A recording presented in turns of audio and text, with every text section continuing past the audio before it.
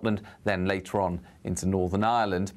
And temperatures dipping to the single figures in some sheltered spots. Otherwise, we're talking about 12 to 15 Celsius by dawn on Saturday. Plenty of sunshine for England and Wales, but for Scotland and Northern Ireland, we do have this band of rain moving through. That's going to peter out as it pushes into northern England and North Wales, mainly an area of cloud and drizzle by this stage. Blustery showers into the north of Scotland. Bright skies to the south, plenty of sunshine, highs into the mid-20s. It's going to turn even hotter by Monday and Tuesday. Today's outlook: cool, calm and completely horizontal. Boxed Aircon sponsors the weather on GB News. This is your chance to live mortgage or rent-free for an entire year. We'll give you a cash lump sum that will cover 12 of your monthly mortgage or rent payments, up to an incredible £20,000. Plus, we'll add £5,000 on top of that for you to treat yourself. You have to hurry though, as lines will close on the 29th of August. For a chance to win, text WIN to 63225. One entry costs £2.50 plus one standard network rate message, or text BONUS to 63225. 5 entries cost £5 plus one standard network rate message. Go to gbnews.com/win. Entries start at £2.50. Call 0903 686 3232. Calls cost £2.50 plus your network access charge. Or post your name and number to GB15 PO Box 8690 Derby DE1 9TT. UK only. Entrance must be 18 or over. Lines close at 4 p.m. on the 29th of August. Please check the closing time if listening or watching on demand. Good luck. Sir Jacob Rees-Mogg's State of the Nation, Monday to Thursday from 8 p.m. I thought you'd set up a new version of Pimlico Plumbers in London. Yeah, my family have set up a company called We Fix London, but we started planning that, 2 years before Labour got in. If we'd known Labour was getting in, we wouldn't have planned it. So obviously we've got to comply with the tax regulations, but anybody with any sense would agree with what I'm saying. The taxes are too high in the UK for wealthy people. Wealthy people can go and work anywhere in the world and be financially a lot better off.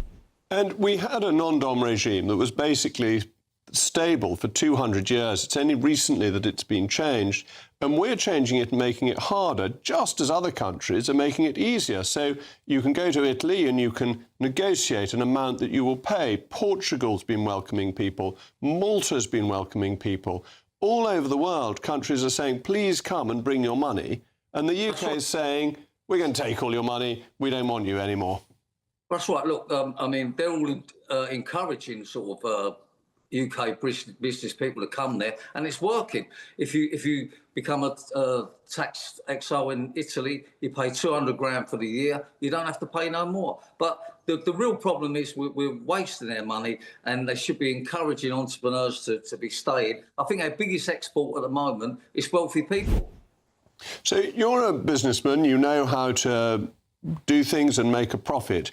If you're advising the Chancellor on how to get the money the country needs to pay for the public services, what would you be saying? Because at the moment, the tax revenues don't meet our expenditure. There is a gap. Something needs to give.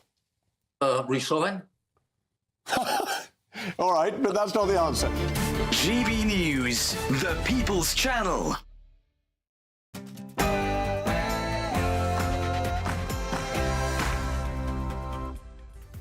Very, very good afternoon to you and a happy Friday. It's 3 p.m. Welcome to the Martin Daubney Show here on GB News, broadcasting for you live from the heart of Westminster and all across the UK.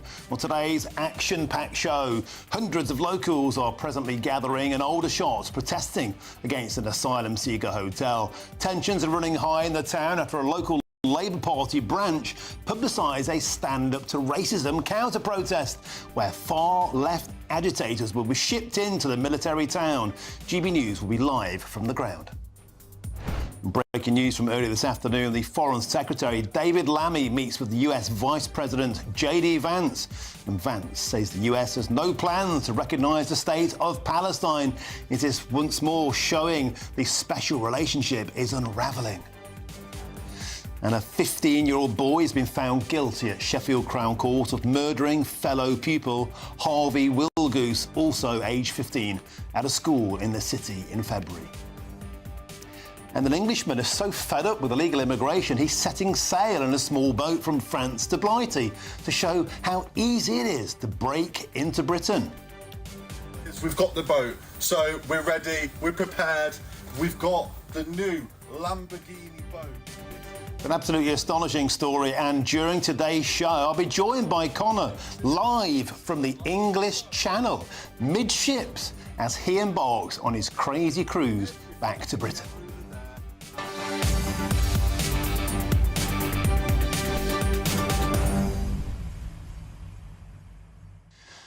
Welcome to the show. It's a pleasure to have your company. The right to protest is sanctimount. It is the thing we should be able to do in Britain. And yet, today, locals in Aldershot were saying, please, can outsiders from Stand Up to Racism stay away from the area? They don't want to be antagonised. It's a peaceful protest about women's safety. And yet the local Labour branch, neighbouring Labour branch, encouraged that counter-protest to go ahead.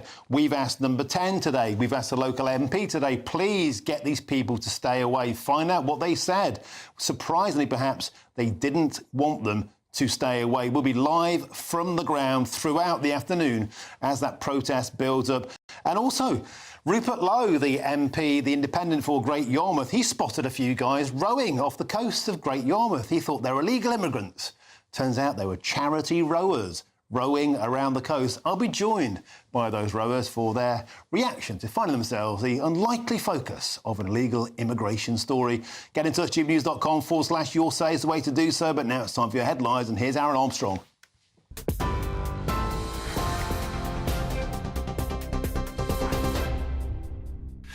Martin, thank you very much indeed. Good afternoon to you. Aaron Armstrong here in the GB newsroom.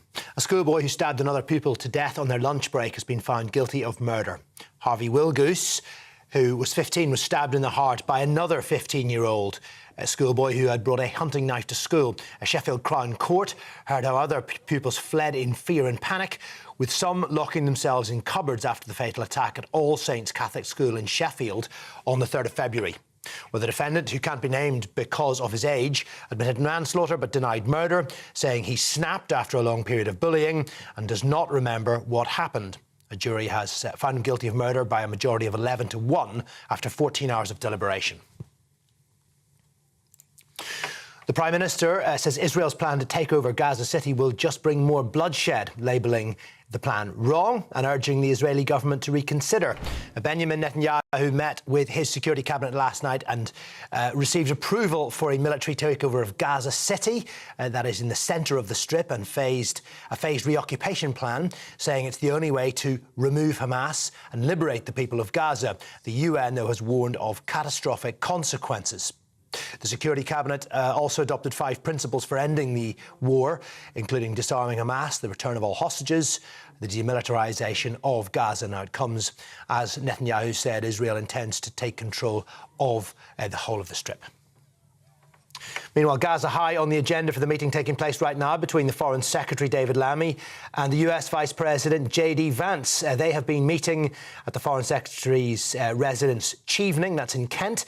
Vance is on a private visit, but the two are known to get along. He has said to reporters that the US has no plans to mirror the UK in recognising a Palestinian state if Israel doesn't meet certain conditions. Lammy says the situation in Gaza is of great concern.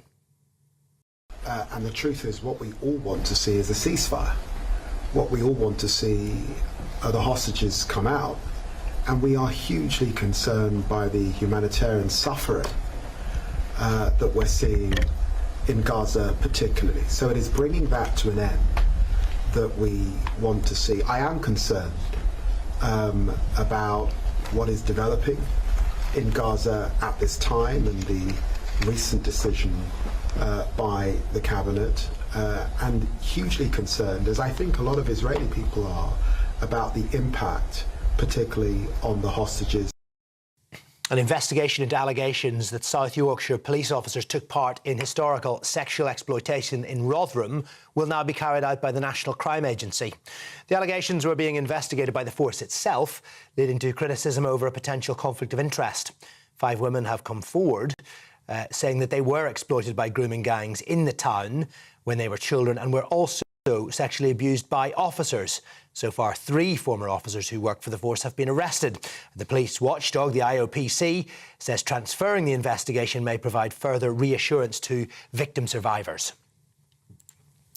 A 4-year-old boy has died after being hit by a bus outside a hospital in Kent. Police were called to the collision outside the Queen Elizabeth Queen Mother Hospital in Margate just after 4 p.m. yesterday. The boy was hit by a white single-decker bus travelling near the entrance to the A&E department. He was taken back inside the hospital where he was pronounced dead. Investigators from Kent Police's Serious Collisions Unit are urging anyone with relevant information to come forward. Finally, a yellow heat health alert's been issued for much of England for the start of next week as a new wave of warm weather approaches. The warning issued by the UK Health Security Agency covers London, Yorkshire and the Humber, East Midlands, east of England, the South East and the South West. And that will be in place from 12 at midday on Monday until 6 p.m. on Wednesday. Significant impacts across health and social care services may well occur over that period because of the high temperatures. Now, we've already experienced 3 heat waves this summer, so get yourselves ready for another one. Those are the headlines. More at 3:30.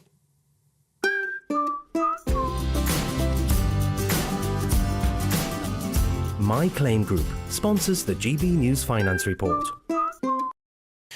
Quick look at the markets. The pound buys you $1.34 and 1.15 euros. The price of gold, £2,532 and 11 pence per ounce. And the FTSE 100 trading at 9,095 points. My Claim Group sponsors the GB News Finance Report.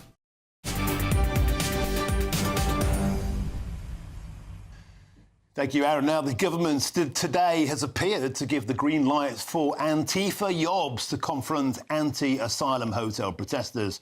The Farnham and Borden Labour group shared a flyer for a planned Stand Up to Racism counter-protest in Aldershot this afternoon, calling on activists to, quote, stop the far right. Now, a Labour spokesperson has told GB News this. Our governments could be not clearer in the action we're taking to tackle illegal migration or our clear commitments to end the use of asylum hotels. And just this week, we have announced a further £100 million of investment in our border security, supporting up to 300 new National Crime Agency officers. But here's the point. They directly refuse to condemn the use of the word, the quote, far right, or indeed the encouragement of outsiders attending today's counter-protest. Why? Well, join me now as GB News' Home and Security Editor, Mark White. Mark, welcome to the show. We're hours away now from those crowds amassing in Aldershot. Locals, the pink protest, they say it's about women's safety, it's about rising crime. Outsiders from Stand Up to Racism once again are being shipped in, mostly from London, and the locals aren't happy. We've given the Labour Party themselves and the local MP ample opportunity to tell those people to stay away. Mark White, they would not do that. The big question is, why not? Well, they say, of course, they want to facilitate everyone's right to peaceful protest. But the fact is, these self-styled anti-fascist protesters, the counter-protesters, the whole way in which they operate is to turn up the temperature by screaming at the opposing protesters and calling them Nazis and racist scum and alike. So their sort of involvement in any of these protest events is never a constructive process, and it always does just turn up the heat. And so there's real concern, I think, that the police have. I think it's also concerning that Hampshire Police could not give a firm commitment that they would tell and instruct those, and they have the powers to do that, covering their faces, to uncover their faces, because that clearly can be intimidating for anyone turning up at a protest to see an opposing group with their faces covered, as we often see with these Antifa marches. The Aldershot protest itself is being modelled on the peaceful protest that we saw outside the Britannia hotel at Canary Wharf over the weekend, where you saw mothers all dressed in pink with their children and other supporters there. For the most part, throughout the day, there was a group of masked individuals that turned up later in the day. We don't know exactly which particular affiliation they were aligned to.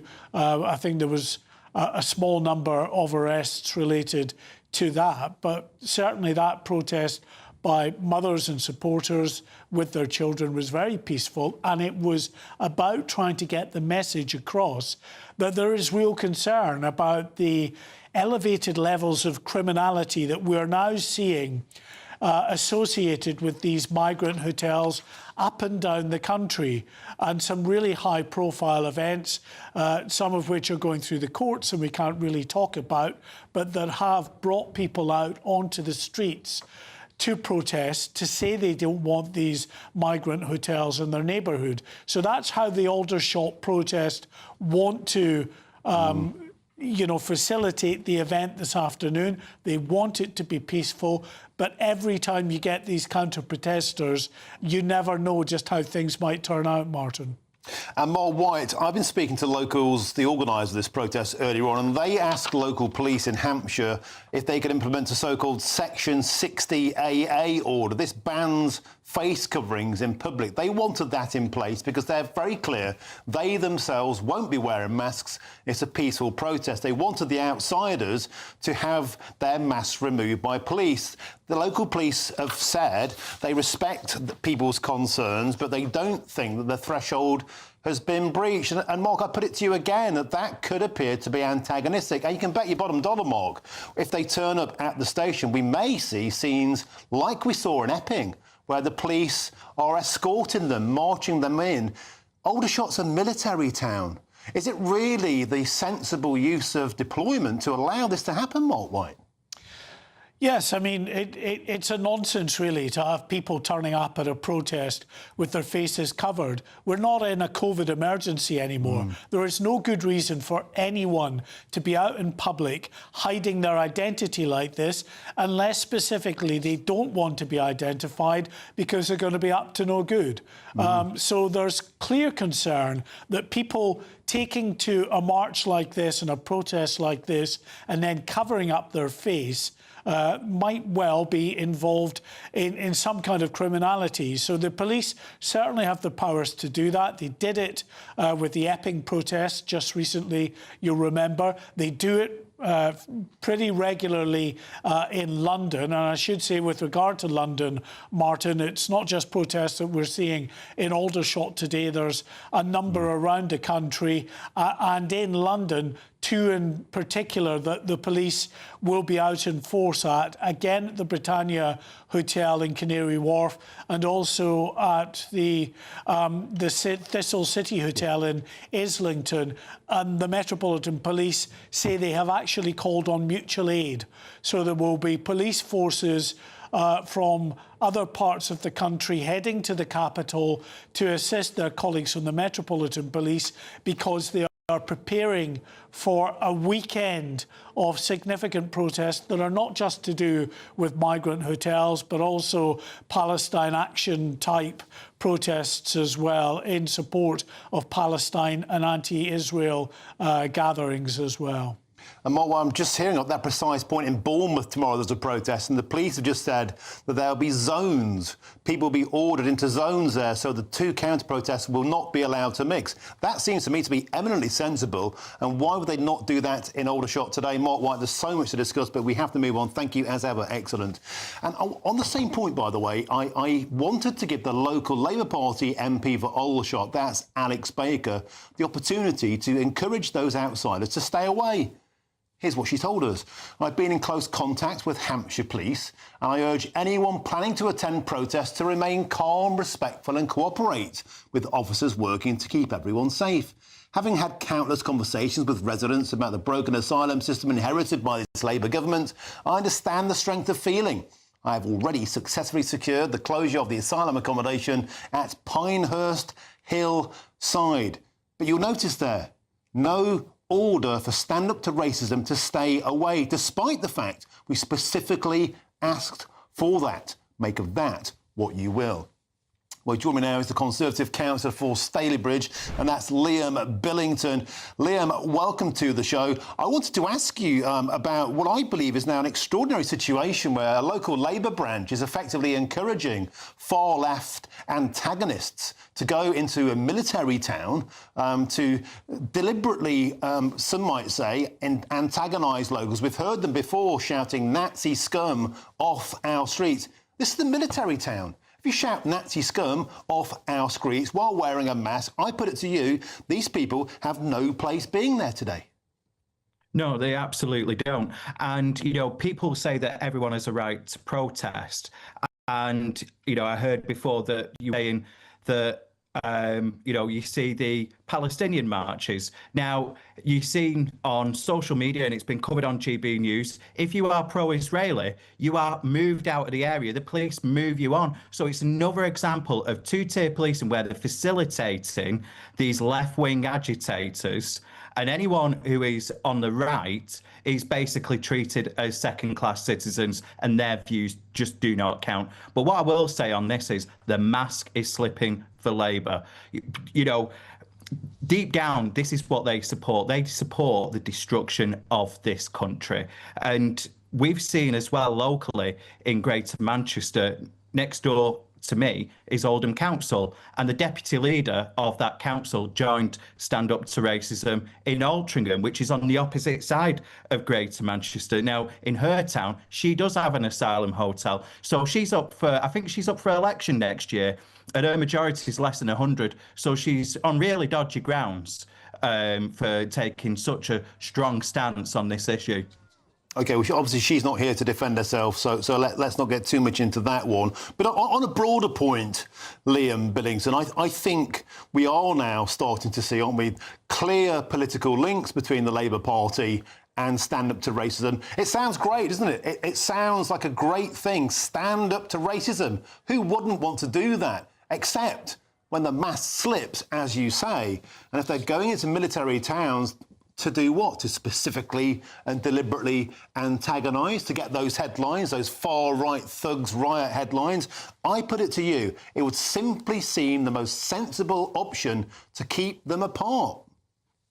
Yeah, absolutely. What this protest is and what they stand up for, it's called, really, it should be called Stand Up for Marxism, because the vast majority of this country is very tolerant. What people have had enough of is these asylum hotels, whilst people are struggling, and, you know, people coming over and just getting a free ride. And that's where the frustration has come from. We are not a racist country, as we know. OK, we have to leave it there. Liam Billington, that's a Conservative councillor for Stalybridge. Thank you very much for joining us on the show today. Let's get my next guest in now to continue this debate. That's the human rights campaigner, Peter Tatchell. Peter, always a pleasure to have you on the show. Of course, you clearly protect people's individual and group collective right to protest. You've lived and breathed that for decades, but is it sometimes sensible to not allow people of such opposing views together at such a sensitive time? Well, as you know, I defend everyone's right to protest, including the rights of people I disagree with to protest. It's a right for everyone. So when it comes to this particular situation, I think that Stand Up to Racism has every right to have a counter-protest. But I reiterate what the Labour MP said, it should be calm, peaceful and respectful. And people should not be wearing masks. There's no justification for wearing a mask. If you are a proud anti-racist, show your face. You don't need to hide it. And I think that there is a problem sometimes when both sides or either side do adopt inflammatory and intimidatory tactics. That's not acceptable. That's not acceptable. And this protest, the pink protest, I think by the mothers to defend the rights of women and girls, I understand that entirely. I get that. But I do think others have a right to counter-protest. But quite clearly, they are not Nazi. They are not scum. And using that kind of language would be disgraceful. OK, Peter Tatchell, I'm glad you said that. Take a look at this clip that was sent to me by a military veteran on an asylum hotel protest. He will be at the Aldershot protest today. Look how he was treated by Stand Up to Racism, and let me know what you think about this clip.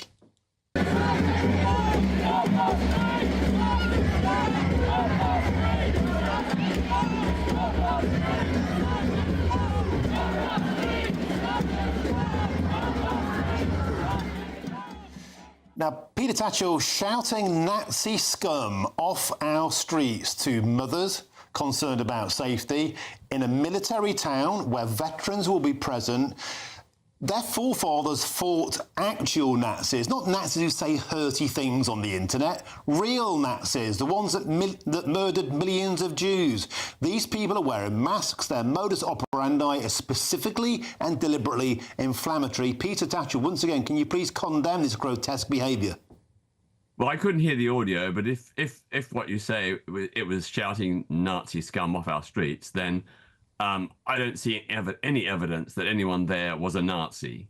You know, they may have disagreeable views on asylum people, but that is not the same as Nazism. So that's a complete exaggeration, disproportionate and unnecessary. And it actually discredits the just cause of defending legitimate migrants and refugees. I think the whole problem with the campaign against the asylum hostels and hotels is really misjudged, because the protests aren't going to change anything. What's going to change things is if we allow refugees and migrants to work while their claims are being assessed, so they can pay for their own accommodation, get a job, pay tax, pay national insurance, and contribute to the economy. That's the way to go, and also mean we can keep better tabs on them, because if they're employed, we know their employers, we know how to contact them. So that's a much better approach, and I think just being hostile doesn't solve anything. OK, Peter Tatchell, I was agreeing with you right until the moment you said asylum seekers should be able to work, because, of course, that would simply roll out the red carpet to the entire world. But, Peter Tatchell, sincerely, no, it would, mate, it would. And we have quite enough low-paid jobs in this country as it is. I think that's not the way to go. But look, I'm being told we have to move on. But, Peter, sincerely, always a pleasure to have you on the show. Thank you very, very much indeed. Now, still to come, the National Crime Agency will investigate allegations of child sexual abuse by former South Yorkshire police officers. That's next on GB News, Britain's news channel. Britain was once the envy of the world. But look around. A nation that no longer knows what it is or where it's going. A country that's broken. How do we fix Britain? How do we bring it back? Friday night with Matt Goodwin at 8 p.m. Only on GB News. You've read the headlines, you've heard what those in power have to say. How about now we actually get to the truth? They would pay attention. We go beyond the political theatre and tell you what's really going on behind the scenes. For a massive council tax hike, one of the biggest in the UK. Others follow their lines, but we go off script. You sound like a broken record. You say that week after week. Cutting through the narratives and giving you unique perspectives. That's Ben Leo tonight, Saturdays and Sundays from 9 p.m. on GB News, Britain's news channel. At GB News, we love to hear from you, our loyal community. So drop us a line at gbnews.com/yoursay. There you can talk to each other and also to the presenters live on air. gbnews.com/yoursay, because GB News is your channel, Britain's news channel. Join me, Nana Okoye, for an informative, interactive news programme with a difference. It's fun. No, he didn't say that, though. I'm so surprised. I think there's an element of truth to that. Join me from 3 p.m. every weekend, only on GB News, Britain's news channel.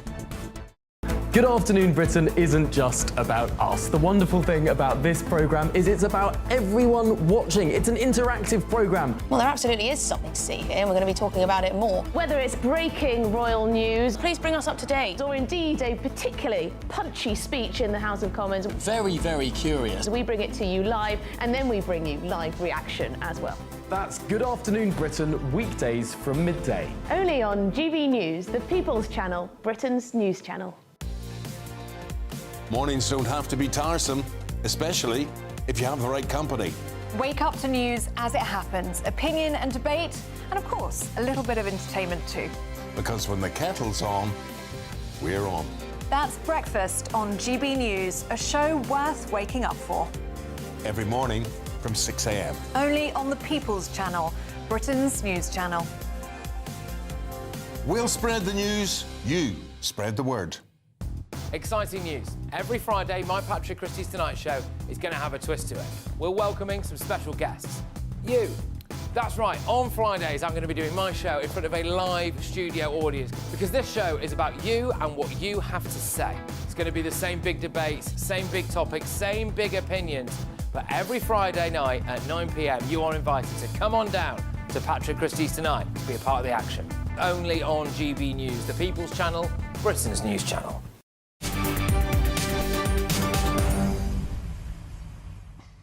Welcome back. Time's 3:26 with me, Martin Daubney, here on GB News. Now, breaking news from earlier this afternoon, and the National Crime Agency has agreed to lead and continue an investigation into allegations of child sexual abuse by former South Yorkshire police officers.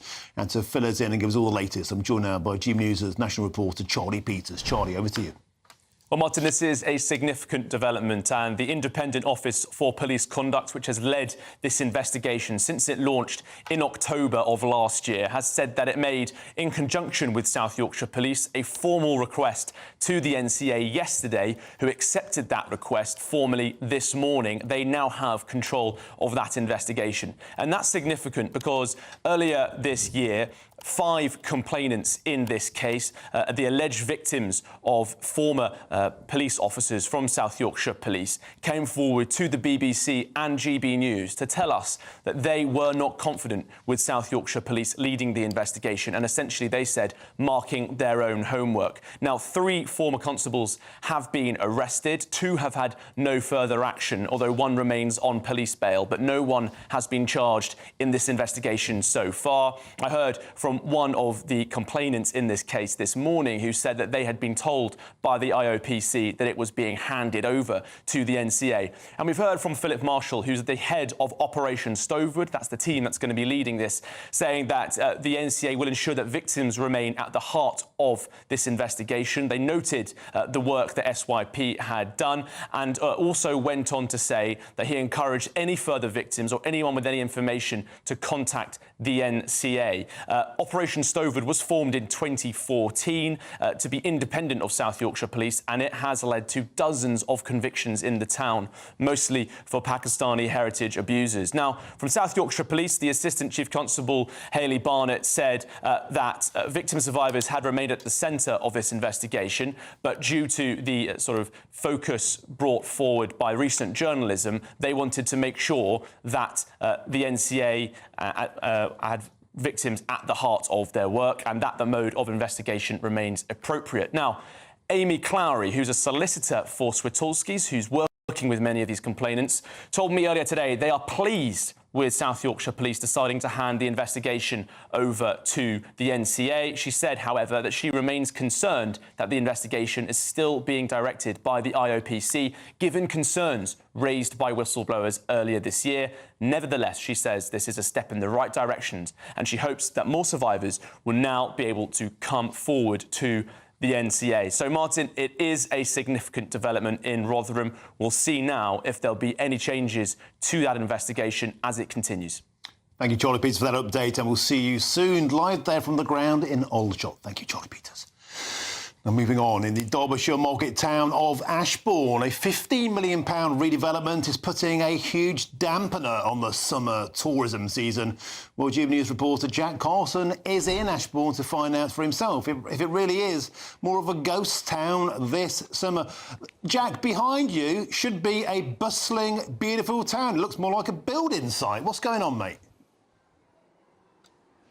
Well, of course, it is absolutely gorgeous with all the bunting and the flags, Martin, but as you can see, you got the diggers, of course, workmen gone home for the day now. But all of this disruption, as we've heard from businesses today, they say is causing trade to drop. Now, the council say that this £15 million regeneration scheme is to help with making these pedestrian areas so much more attractive. It's investing in community spaces. But of course, if you come along with me, we're going to speak to a business now. You have to kind of get through a lot of these barriers and these, at times, quite convoluted way. You know, cautions around high noise levels, which of course for a lot of people who maybe want to come and spend the day here, not necessarily you know, what they want to do in their summer holidays. But let's speak to Alan now from Avanti Jewellers. Thanks for joining us, because you're a local businessman here.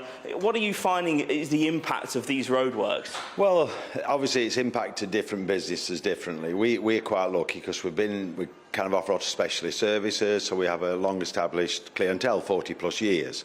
But I'm very aware of some of the other businesses reliant on people, volume of people. Obviously, all the work that's been going on caused a lot of chaos, traffic, put people off coming into the town. And some of them have really been struggling, really struggling. Of course, that's a worry, because this is a beautiful town and a lot of independent shops, and they depend, I guess, on that summer footfall coming through. Absolutely, they do. And I mean, I think the key thing, we've all got to go with it now, and we are getting there. But what you said about small towns, for me, that's the key thing, really. Our small towns need to be looked after, and places like Ashbourne, and there's many others in the country, are absolutely primed to come out of all this to go forward, because more and more people seem to be looking for these beautiful, small, quaint towns with independent shops, and that's what Ashbourne's got.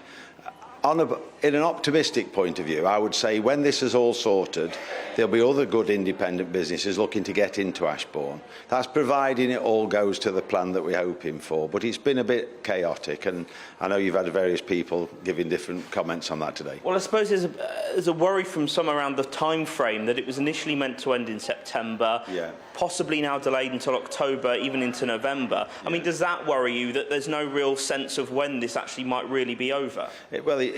Of course it does, because we need to get it wrapped up, and we need to make sure that Christmas everybody's up and trading and being given the opportunity to go forward and make money, because summer and Christmas are key periods, aren't they, for all retail businesses.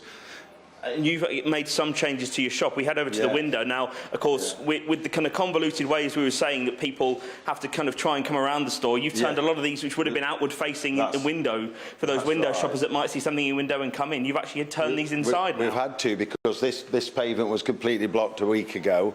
Luckily, they've opened it back up now. I have to say I'm quite liking looking at them on the inside, but I'm afraid they will have to be mainly turned around, because we have to assume that most of the public are looking in the window, not inside the shop. All right, Alan, thank you so much for joining us and giving us that perspective. For just one business here, Martin, we've talked to loads of businesses, butchers, cheese shops and bakers, and all of them are expressing those kind of concerns around these roadworks. The council say they are to improve the area, that they are supporting those businesses with their concerns. But as you heard from Alan, they still do exist and will continue in the coming months ahead. Jack Carson, another fantastic report. Every town loves a makeover. My point is this: it takes as long to make over a town in Britain as it takes to build a nuclear power plant in China. You know, in my local high street, they've been doing a gas mains for 3 months. And you've got more chance of seeing Elvis Presley or Shergold than a workman. Jack Carson, excellent as ever. Thank you.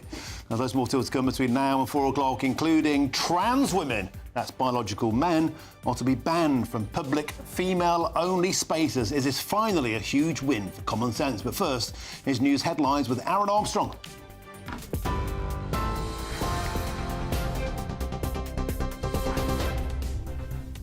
Good afternoon to you. It is 3:34 in the GB newsroom. A schoolboy who killed a fellow pupil in a knife attack has been found guilty of murder. Harvey Wilgoose was stabbed in the heart by another 15-year-old boy who brought a hunting knife to school. The Foreign Secretary says he's hugely concerned about Israel's decision to take control of Gaza City. He's meeting the US Vice President at his residence in Kent. J.D. Vance says the two countries disagree over Gaza, and the US does not back Palestinian state recognition. The National Crime Agency has agreed to lead and continue an investigation into allegations of child sexual abuse by former South Yorkshire police officers. President Trump says he's open to meeting Vladimir Putin without Ukraine's leader Volodymyr Zelensky. The US ceasefire deadline for Russia is set to expire today. And a yellow health alert has been issued across much of England for the start of next week. A new wave of warm weather is sweeping in on Monday. Those are your headlines. Full bulletin coming up for you at 4 o'clock. Tune in to GB News Radio wherever you are. Online, on DAB digital radio, on TuneIn, on Radio Player and on your smart speaker. Just say, play GB News.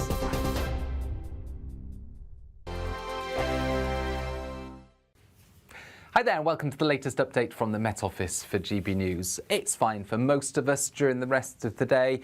Areas of cloud here and there, but bright spells in the south, whilst it remains fairly blustery in the north, tightly packed isobars because of this area of low pressure exiting Iceland and another low turning up overnight into parts of northwest Scotland. Ahead of that, showers continuing for much of Scotland, drier elsewhere, but staying breezy, in fact increasingly windy across the north and northwest of Scotland, whilst clear spells and lighter winds will be found further south and east. With those clear spells and with lighter winds, it's going to be a cool night with temperatures in main urban areas 13 to 14 Celsius, in the countryside into the single figures in places. But it's a wet and windy start to the day for Scotland as well as Northern Ireland, a band of heavy and persistent rain moving south. It does tend to push through the central belt early morning, clearing from the north and northwest of Scotland as the day progresses. Likewise for Northern Ireland, the main area of rain making way for showers, again with a keen breeze. But ahead of that, for much of England and Wales, a beautiful start to the weekend, plenty of sunshine, light winds and dry at first. This main area of rain, it does spill into northern England and North Wales later in the morning. It's going to become fairly light and patchy, but drizzly afternoons expected for parts of North Wales and northern England, particularly over hills. Showers continuing for much of Scotland, particularly central and western parts, and a keen breeze here, making it feel cool. But it's going to be a warm afternoon in the south with plenty of sunshine and highs into the mid-20s. Then heading into Saturday night, we keep the clear spells and the light winds in the south. A warm night to come. But further north, we've got still very changeable weather, and it's going to remain fairly mixed for Scotland and Northern Ireland into the start of next week, whilst the heat builds in the south.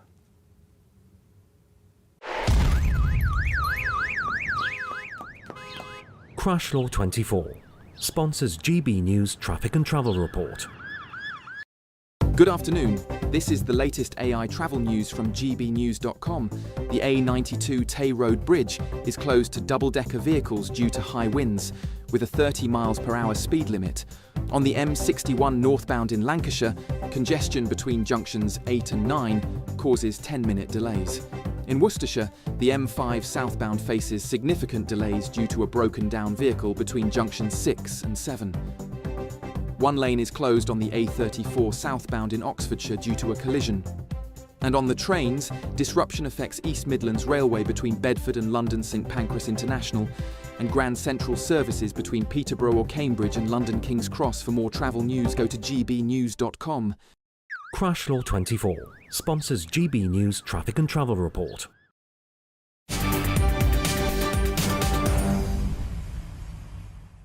Welcome back. Time is 3:38. You with me, Martin Daubney, here on GB News. Now, public bodies will be told to ban transgender women, that's biological men, from female-only spaces, including lavatories and changing rooms. Now, this is under guidance to be published by the Equality and Human Rights Commission. And joining me now is the former Olympic swimmer and the campaigner on trans issues, Sharon Davies. Sharon, it's an absolute delight to see you. And it seems to me, every time we meet, you are approaching something more of what you would consider a victory. In this instance, public spaces, toilets, changing rooms in areas are now going to be protected in terms of their single space status. You must be delighted. Yeah, and sports, the most important one as far as I'm concerned, of course, you know, Martin. Nice to see you again, not in the studio this time. I mean, you introduced me as trans. I'm not really. I'm a woman's rights. You know, my stance has always been about the loss of rights that women's had that were taken away from them against the law. And when we had that Supreme Court ruling back in April, that wasn't a new ruling. It was a clarification of the present law. And the law was being implemented wrong. Stonewall were constantly misrepresenting the Equality Act to sports, to offices, to corporations, to the NHS, to the civil service, you name it. And women were losing their rights. And so what I've been standing up for, and particularly in sport, of course, which I know inside out, back to front, was the fact that we were losing those rights. We were no longer allowed to have our private spaces. We were no longer allowed to have our fair sport. And in many sports, it would become increasingly extremely dangerous. In any form of contact sport, obviously women were always going to lose out. So it's a good day. We are obviously yet to see that consultation in writing, but what we saw in the Times today was a sort of a glimpse into what they're hoping to do. We need Bridget Phillipson to sign off on this, the government to sign off on this. But what the ECHR have said is that they are not above the law. So the guidance that they're giving us is not something that they've made up. This is them saying this is the law and you have to, comply by the law. And so hopefully now women will get back their spaces. And it's really important constantly to say, whenever we use the words trans woman, it would be really helpful to replace that with trans-identifying male, because trans-identifying males are still a part of men. They're still a subset of males. They are not females. And so what females are asking for is just the dignity and the privacy of their toilets and their changing rooms and the fairness of their sports. And I don't think any of that is particularly outrageous. No one has lost any rights whatsoever. Those individuals, no matter how they identify, have exactly the same rights as you and I. And, for women, what was happening is that we were losing our rights. Well, Sharon Davis, of course, there has been pushback on this, as you'd expect. The Supreme Court is clear that transgender people still have legal protection from discrimination. And the Good Law Project says a bathroom ban for trans people violates people's rights to privacy in their everyday lives. What's your reaction to that? How does that violate privacy to say that they have to use the toilet that matches the biological sex that they are? It's I just don't see. What I find very frustrating is that women's rights have been thrown under the bus for the feelings of a very small number of men. All of women's rights, 51% of this population in this country or across the world, all of a sudden we're told that a very small number of men's feelings were more important than the rights and the dignity of all women. And if we need to create some extra spaces and call them neutral spaces, then let's do that. But, at the end of the day, women's spaces need to be protected, and it looks as if they're going to be, which is really good news. And in particular, I know before, Sharon Davis, you've spoken about swimmers, athletes who suddenly find themselves confronted by a biological man changing in front of them. And oftentimes, if they've complained, which is a reasonable thing to do, they themselves have found themselves on the receiving end of transphobia allegations and even sometimes being kicked out of clubs altogether. That does seem to many, many people to be an absolute sort of perversion of common sense. Well, I've been talking about this for 10 years, Martin. For the first 5 years, I wasn't even allowed to present the evidence, right? And the evidence I was talking about was peer-reviewed science evidence, statistics and facts. Nothing more than that, absolutely based in 100% provable facts. And I wasn't even allowed to present that for 5 years. It took a battle of 5 years to be able to talk about it. And then once we were able to talk about it, people could understand why there was an issue. And as we saw last week from the YouGov poll, the more and more we're able to talk about this, the more the general public understand and believe that women deserve these spaces and deserve their sports. I'm now getting very passionate about trying to get more girls involved in sport. I've always wanted everyone to do sport. I believe that it's fantastic for our health, but it's also good for our mental health. And we have a mental health epidemic on our hands at the moment as well. So I want everyone to be able to do sport and I want everyone to feel safe. Maybe what we need to do is to make sure that these men's spaces are safe for non-conforming men, rather than saying that they become a woman's problem. OK, Sharon Davis, it's always an absolute delight to have you on the show. And thank you once again for joining us on GB News. It's an absolute pleasure. Thank you. Cheers. Now, if you're in search of some holiday sun this year, then here is a forecast for some of the top European destinations.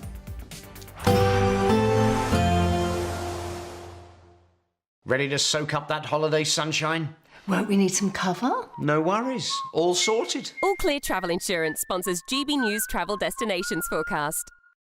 Looking ahead to tomorrow, and the weather across southern Europe is looking pretty dry for most places, albeit a bit of rain is pushing across Madeira. Meanwhile, for Spain, Portugal and even France, the heat is continuing to build, so temperatures for some could be getting into the high 30s, maybe even low 40s through the weekend. Meanwhile, across parts of Italy, Greece, even into Turkey, lots of dry and hot weather here, and that's how the outlook is looking as well, staying largely sunny. All Clear Travel Insurance sponsors GB News Travel Destinations Forecast. Britain was once the envy of the world. But look around. A nation that no longer knows what it is or where it's going. A country that's broken. How do we fix Britain? How do we bring it back? Friday night with Matt Goodwin at 8 p.m. Only on GB News. Britain's Newsroom. Weekday mornings from 9:30. Now, the governing body of tennis, which is the Lawn Tennis Association, has been accused of effectively breaking the law.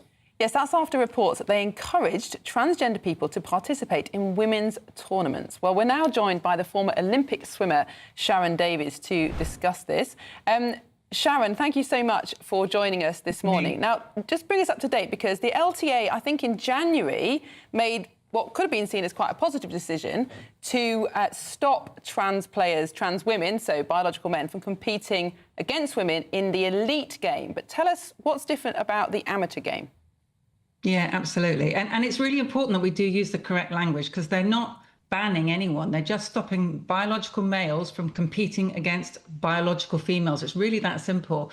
And what's very frustrating is that basically they're saying, if you're really good, we're going to give you fair and safe sport. If you're not quite so good, we're not going to give you fair and safe sport. I mean, what a ludicrous situation that we're actually in. And as you say, I mean, it's been 100 days now since the Supreme Court ruling. It made it absolutely clear that a women's event means that it's a women's event only if it has biological females in it. If it has any form of man in it, no matter how they got to call themselves, what they want to wear, then it's a mixed sex event.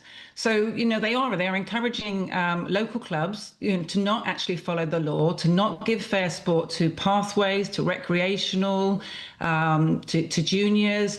You know, these people now are just expected to have unfair sport. And how do we get the elites if we don't make sure that the way forward and the way through is fair? And this is not just tennis. You know, golf is bad too. We still have 30 sports in the UK that don't protect the female category, including things like taekwondo, would you believe, and gymnastics. GB News, the People's Channel.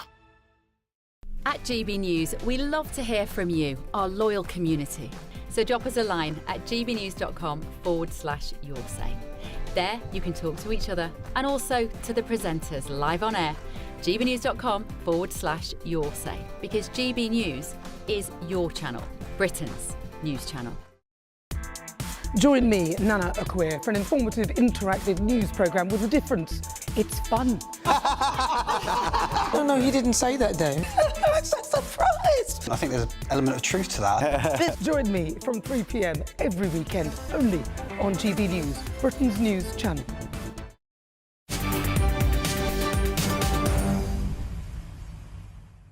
Welcome back. Time's 3:48. With me, Martin Daubney, here on GB News. Now, earlier today, a 15-year-old boy was found guilty for murdering fellow pupil Harvey Wilgoose, also 15, at a school in Sheffield in February.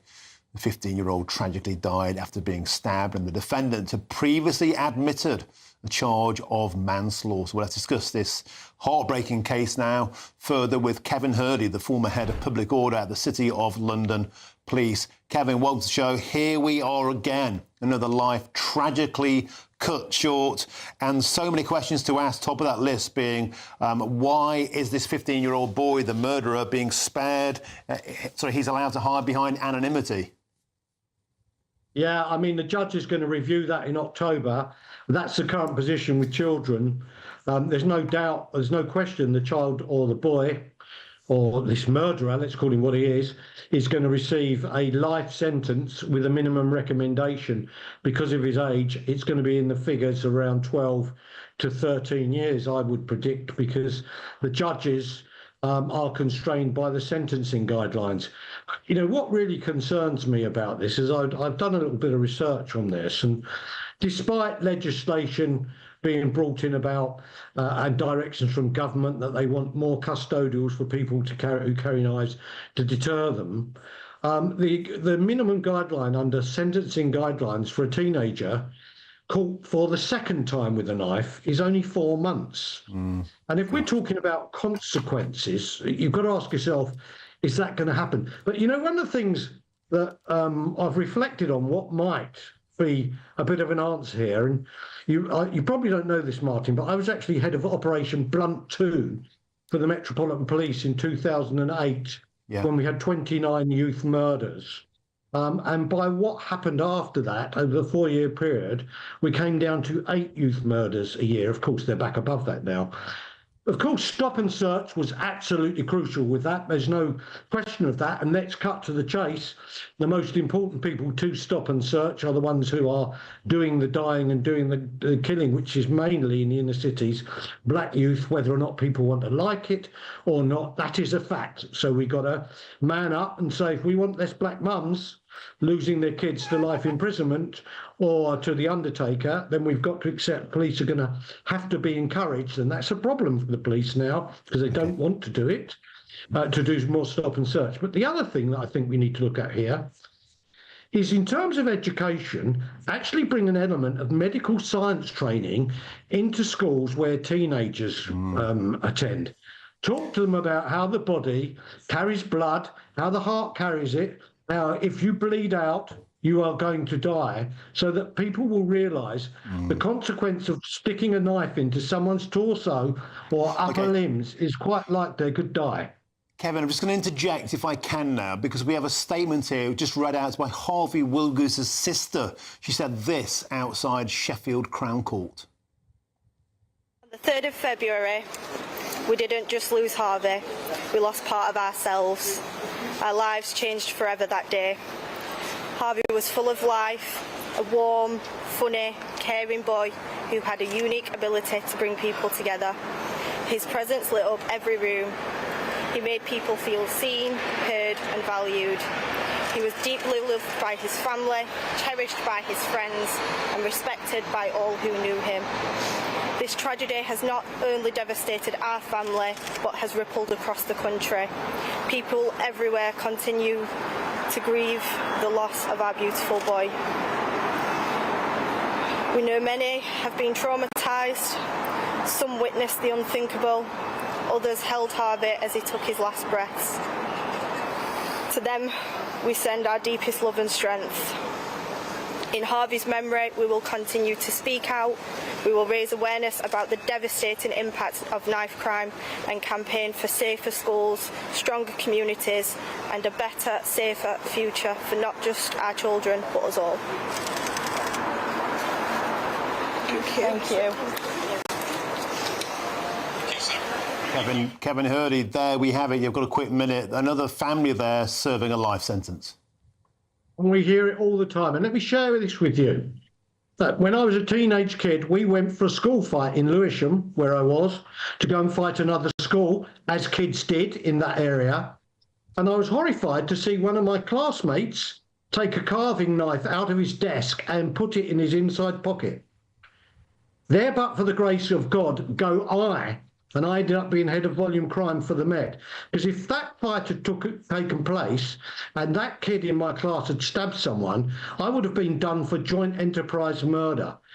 We've got to find a way for teenage kids to understand that there are severe consequences to carrying knives, and it's got to be the whole remit, not only enhanced search, but a real effort within schools to bring home the consequences of what it does to people's lives. Because, of course, it's awful to see that family grieving. There's, of course, another family grieving because they've lost their son potentially for 12, 14, 15, 20 years until he gets parole. Okay. So, it's really quite awful. And, Kevin, my knowledge of it, when I reflected on my experience in Lewisham, tells me how it can touch us all.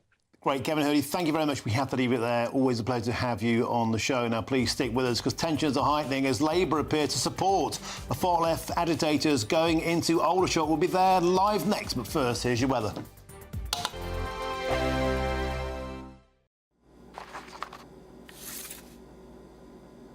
Crash Law 24 sponsors GB News Traffic and Travel Report. Good afternoon. This is the latest AI travel news from GBNews.com. The A92 Tay Road Bridge is closed to double-deck vehicles due to high winds, with a speed limit of 30 miles per hour. On the M4 westbound at junction 42 Earlswood, construction has led to a closure. In Lancashire, the M61 northbound between junctions 8 and 9 faces 15-minute congestion. In Barnsley, the M1 northbound between junctions 36 and 37 has 2 lanes closed after a collision. Worcestershire's M5 southbound between junctions 6 and 7 suffers delays due to a broken-down vehicle.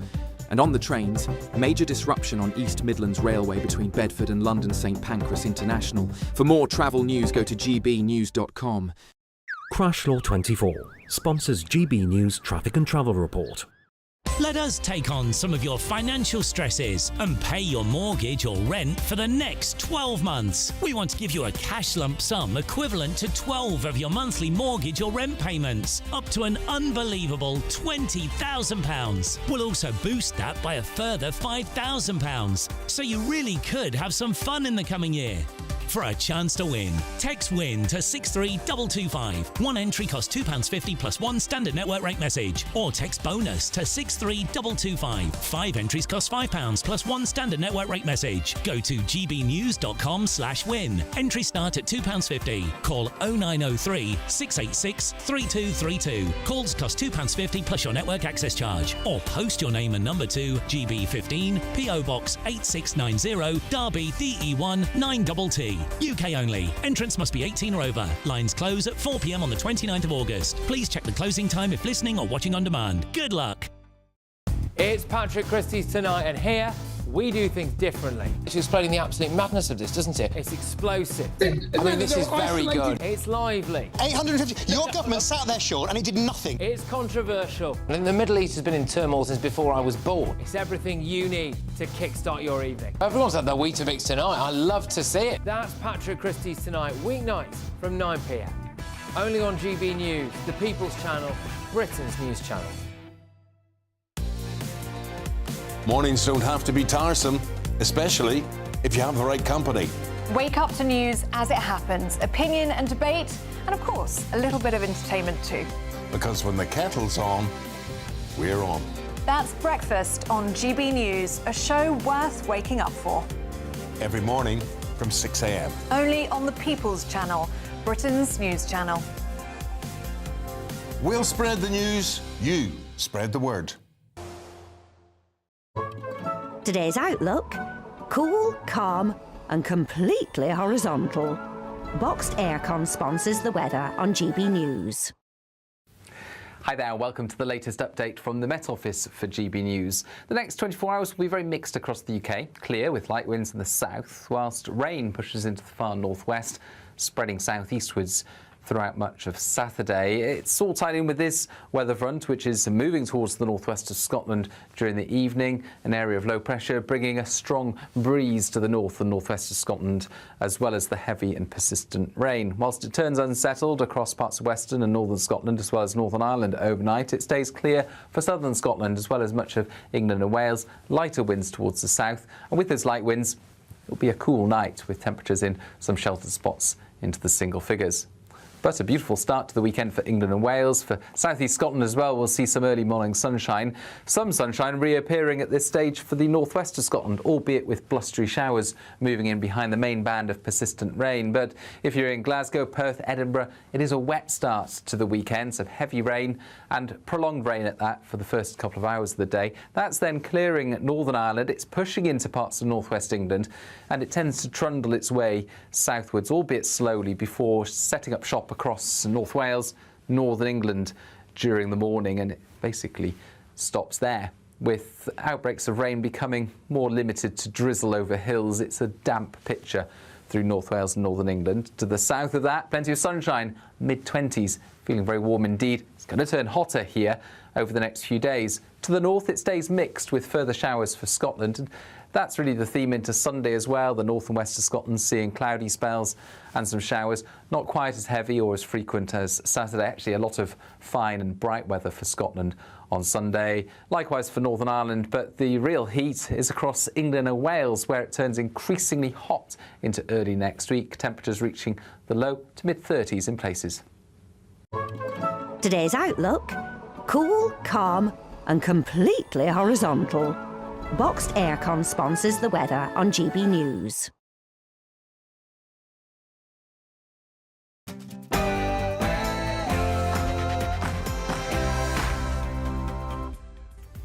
A very, very good afternoon to you and a happy Friday. It's 4 p.m. Welcome to the Martin Daubney Show here on GB News. We're broadcasting for you live from the heart of Westminster and all across the UK. On today's show, hundreds of locals are gathering in Aldershot, protesting against an asylum hotel there. Tensions are running high in the town after a local Labour Party branch publicised a stand-up to racism counter-protest, where far-left agitators will be shipped in from outside the area to the military town. GB News will be live from the ground. And an Englishman is so fed up with illegal immigration, he's setting sail in a small boat from France to Blighty to show how easy it is to break into Britain. We've got the boat, so we're ready, we're prepared. We've got the new Lamborghini boat. And just after the news bulletins, we'll join Connor live from the middle of the English Channel as he embarks on his crazy cruise back to Britain. And tough new laws have been brought in today to protect victims from recently released violent or sexual offenders. But they've been slammed by some victims' families as the laws only apply to prisoners and not to psychopaths like Valdo Calacane, who was serving his time in a hospital. I'll be joined by Emma Webber, whose beautiful boy Barnaby was killed by Calacane. And 200 locals in Bournemouth have launched a new People's Vigilante Army to fight back against soaring murders, rapes and stabbings in the seaside town. Organisers claim the safeguard force is needed in the seaside town, but others claim it stirs up hatred against asylum seekers. I'll be joined by two of the force's founding members. That's all coming in next hour.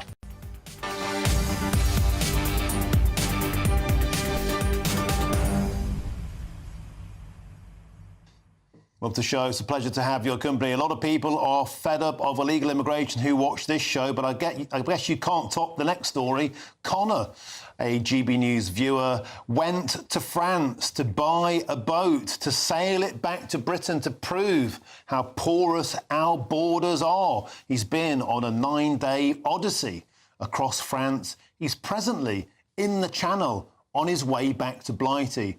We're going to join him after the news bulletins to find out what on earth drove him onto this epic journey. Of course, we've got to try and get a phone signal in the middle of the Channel, but hopefully that is coming up next. And also, we'll be live from Aldershot as locals perform a pink protest for women and girls' safety in the town, the military town, but stand up to racism protesters. The hard left have been shipped in from outside, and we've asked the Labour Party, we've asked the local MP to condemn that, to get them to stop and not go there in their masks. And guess what? They would not condemn that. Loads to come in the following hour. Please stick with us and get in touch. gbnews.com/your say is the way to do so. But now's your headlines, and here's Aaron Armstrong.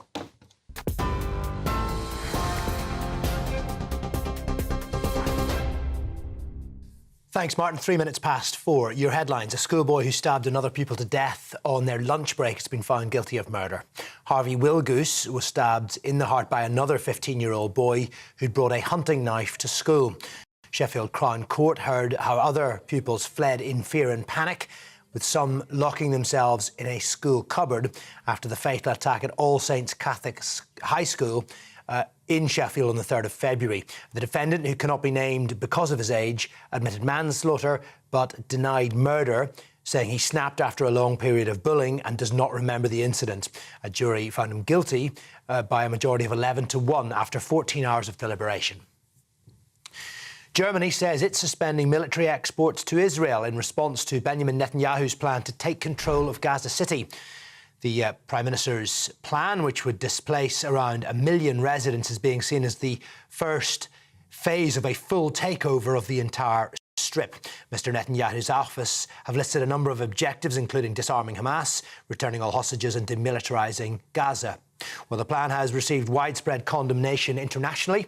Sir Keir Starmer says it will only bring more bloodshed, labelling the proposal wrong and urging Israel's government to reconsider.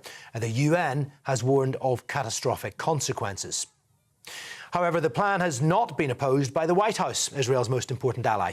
Vice President J.D. Vance has been meeting the Foreign Secretary in Kent. Mr. Vance says the UK and the US have disagreements over Gaza. He's confirmed Donald Trump has no plans to mirror the UK in recognising a Palestinian state. Well, David Lammy says the situation in Gaza is of great concern. And the truth is, what we all want to see is a ceasefire. What we all want to see are the hostages come out. And we are hugely concerned by the humanitarian suffering that we're seeing in Gaza particularly. So it is bringing that to an end that we want to see. I am concerned about what is developing in Gaza at this time and the recent decision by the cabinet, and hugely concerned, as I think a lot of Israeli people are, about the impact particularly on the hostages. An investigation into allegations that South Yorkshire police officers took part in historical sexual exploitation in Rotherham will now be carried out by the National Crime Agency. The allegations were being investigated by the force itself, which led to a criticism over a potential conflict of interest. 5 women have come forward to say they were exploited by grooming gangs in the town when they were children, and they were also sexually abused by officers. So far, 3 former officers who work for the force have been arrested. The police watchdog says transferring the investigation may provide further reassurance to victim survivors. President Trump says he's open to meeting Vladimir Putin without Ukraine's leader Volodymyr Zelensky, with the US ceasefire deadline for Russia set to expire today. A White House source has said that Putin must meet with Zelensky for the meeting between President Trump and Putin to occur. However, when asked last night if that would be necessary, the US president said it wouldn't be, abandoning a previous pledge for 3-way talks. Now, the Kremlin says the meeting between the 2 leaders, Trump and Putin, could happen within days, adding a location which is thought to be the UAE, has been agreed. Days ago, President Trump declared Russia an extraordinary threat to the US. He first rolled out a wave of sanctions against the country as his refusal to stop the war in Ukraine continues.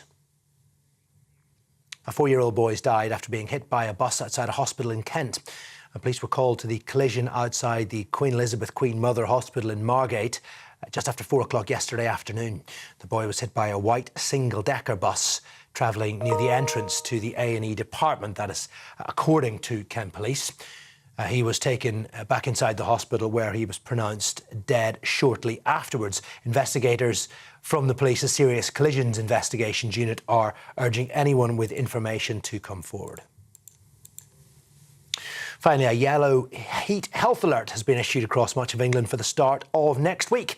The warning issued by the Health and Security Agency covers London, Yorkshire, East Midlands, Humber, East of England, the South East and the South West. I hope you've kept up with all that. It will be in place at 12 o'clock midday on Monday until 6 o'clock on Wednesday. And health agencies are warning those at risk to be careful of those hot temperatures. It's the 4th heat wave we'll have experienced this summer. That's it for the moment. More at 4:30.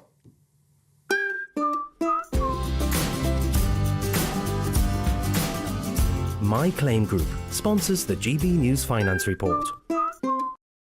Quick look at the markets now. The pound buys you $1.34 and buys you €1.15. The price of gold at £2,524.11 per ounce. And the FTSE 100 trading at 9,082 points. My Claim Group sponsors the GB News Finance Report.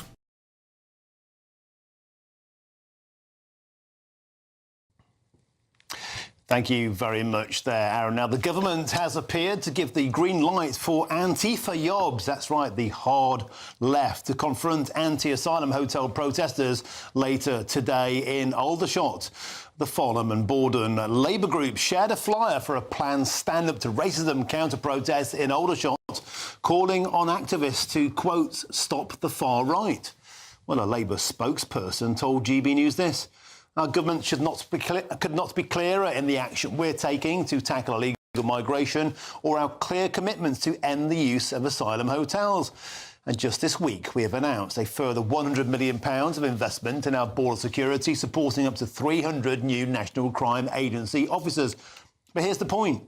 They refuse to condemn the use of the term far right or the encouragement of outsiders attending counter-protests. We asked the local MP, we asked the local Labour Party, and we asked Labour HQ themselves to ask those people from Stand Up to Racism to stay away from the area. They did not do that. I wonder why. Well, let's ask now GB News' Homeland Security Editor Mark White, who joins us. Mark White, I've just had images come in. The locals are in position outside that hotel, dressed in pink with their placards. In around about an hour and 15 minutes' time, Stand Up to Racism are expected to be forming up and marching right towards them.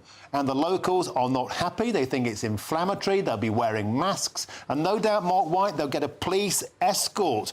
Aldershot on something of a knife edge.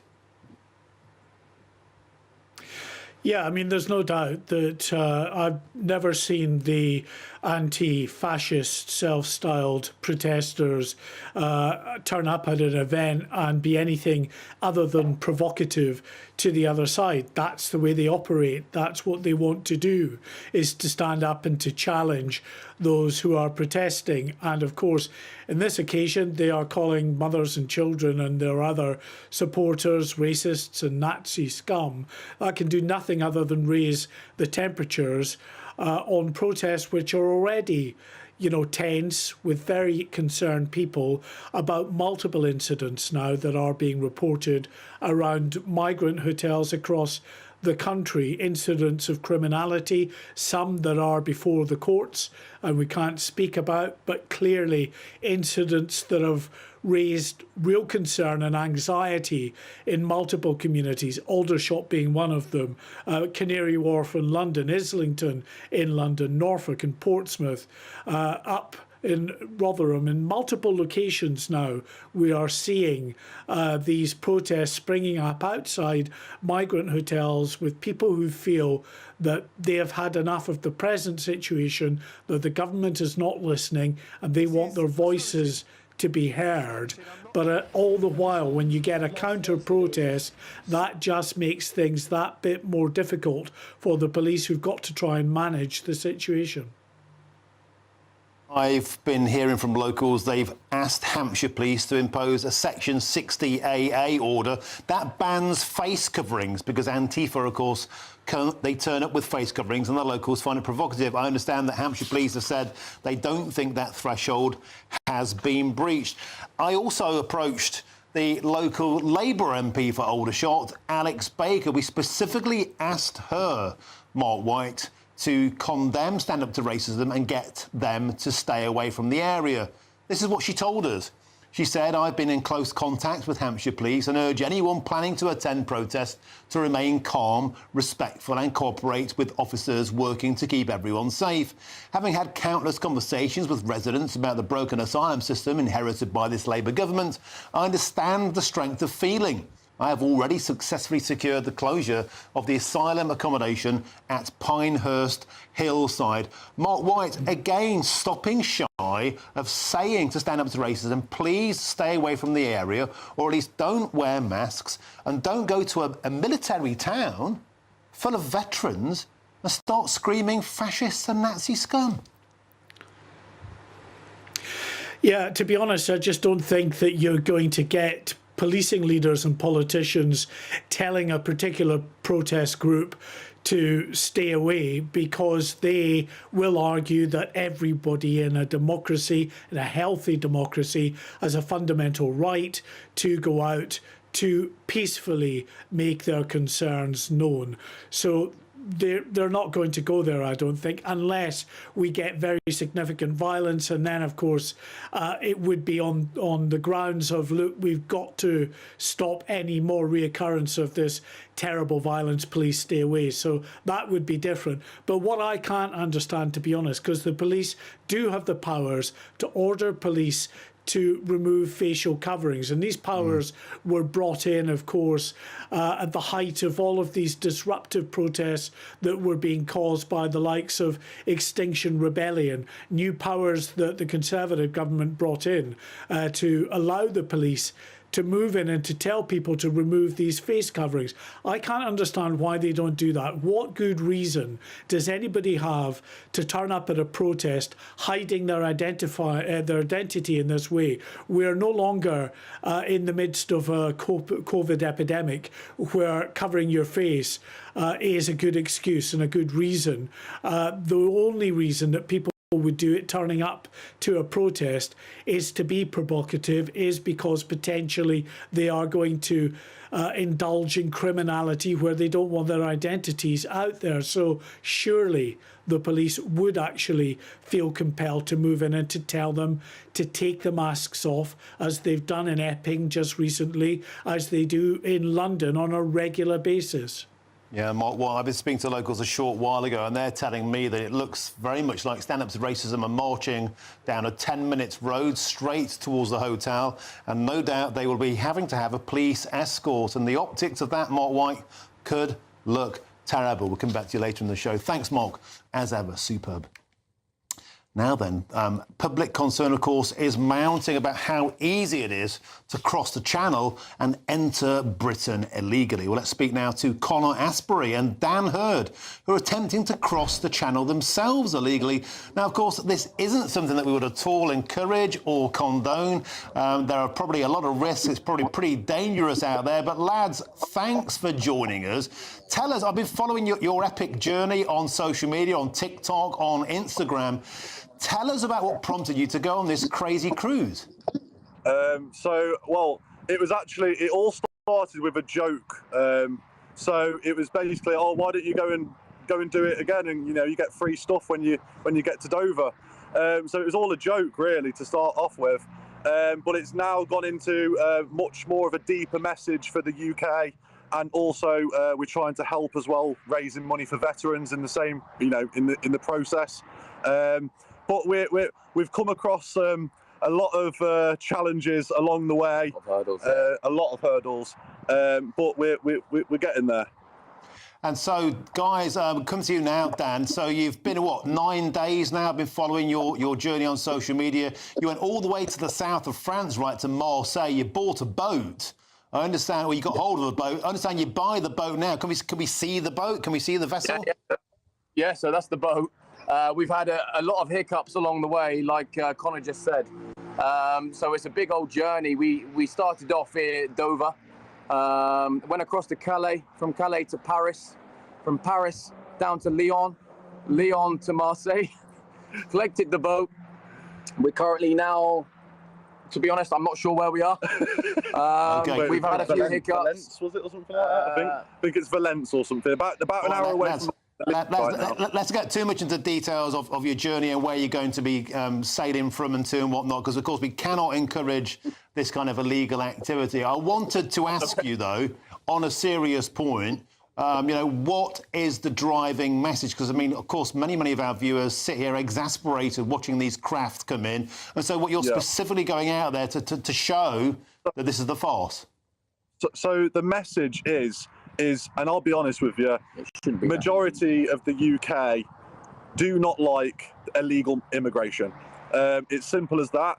And we don't like that our tax money, our money is going towards people being put up in hotels, getting free stuff, coming here and basically just taking stuff off us.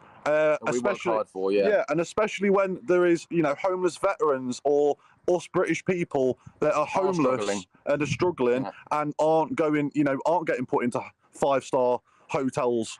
And I think we need to think about our own country first, and that is the message that we're trying to, bring across. And if we have to do something absolutely insane, wild, a massive adventure to show people that we need to be supporting the British people, then I think hopefully it sparks something within the government to have a change. So my next question, lads, do you think this is sensible? I mean, are you not concerned that you're encouraging people to do reckless behaviour? I mean, of course, and again, just repeat again, we cannot condone this kind of activity, but you're doing it to prove a point. So I've also grown up around boats. So I've had, my parents have had boats since I was 14. I had my own rib. We have life jackets. We are doing it safely. We are doing it during the day. It's not like we're not going to do it on rough conditions at night time. I know what I'm doing. I've been, growing up around boats for a long, long time. And, we won't do it if it is choppy. We'll do it if it's clear, the weather is good. Yeah. And by the way, we're not trying to tell people to go and do this. This is a challenge we've set out just to get a message point and to also help the British people. OK, thank you very much, guys. And, look, I guess GB News will be back in touch if and when this cruise back to Britain starts. Thank you very much, gentlemen, for joining us. Absolute pleasure, Connor and Dan. Wow, there you go. They're driven to extreme events. Now, joining me now is the Labour activist and the commentator Aisha Ali Khan. Aisha, welcome to the show. Let's get back, if we could, to this protest that's forming up now, beginning to form up in Aldershot. And I wanted to ask you, of course, we have a freedom to protest in this country that's written into our constitution, but are there circumstances, and today may be one of them, where we can see two diametrically opposed bodies are coming together? The mood on the ground is, let's say, we've seen what's been happening in Epic. Are there grounds, do you think, to say stand up to racism, stay away today? Hi, Martin. So, yeah, I've been following the news, and you're right. We've got these protests, today's protest as well, but we've had weeks and weeks of protests now. We've had the protests in Canary Wharf in London, then we've had the Epping protests and so on. And I think it would be unfair, Martin, for us to say to one group, do not attend. If you're going to ask people to not to protest, then both sides should be told to stay away and not protest. I've been reading online, the police are prepared in case these protests turn ugly, violent and so on, which I hope they don't, for the sake of everybody attending, but also the sake of the people that are living there. They do not want this kind of, attention, negative press, people turning up, both people not only from the left side, but the right side as well, the far right side as well. They've turned up from out of town as well. So I think both sides need to, and obviously you mentioned in one of your opening remarks that there will be a police escort. The police do this at every single march. They will escort people to take up to get to the side that they want to get to so that they can stand and protest. OK, Aisha. OK, let me. I've got a clip I'd like to show you. Martin. No, I've got a clip I've got to show you. It's not quite ready yet. Before we get to that, surely, where we clearly know there is form, there is history, we know that stand up to racism are incredibly provocative. The clip we're about to show you in a short while has people screaming Nazi scum off our streets, calling people fascist. Aldershot is a military town. Aldershot has a lot of people there whose grandfathers fought real Nazis, actual Nazis, the kind that murdered millions of Jews, not the kind that say nasty things on the internet. And I put it to you, the modus operandi, the provocative nature of their protests is specifically and deliberately designed to get people going, and that is an adjutant which you could clearly say the police maybe should step in and stop. Well, Martin, I'm going to ask you to remember what happened last year when we had groups of far-right protesters and their behaviour towards the police, the way they were, throwing things, bricks, bottles. Yeah, we can all condemn that, but that was when it happened. Sides, so it's wrong to say that only one side is provocative. I'm not saying that. I'm not saying that. Engaged in that type of behaviour. Aisha, let's now look at the clip, and I want you to look at this and give me your opinion on it. Let's have a look.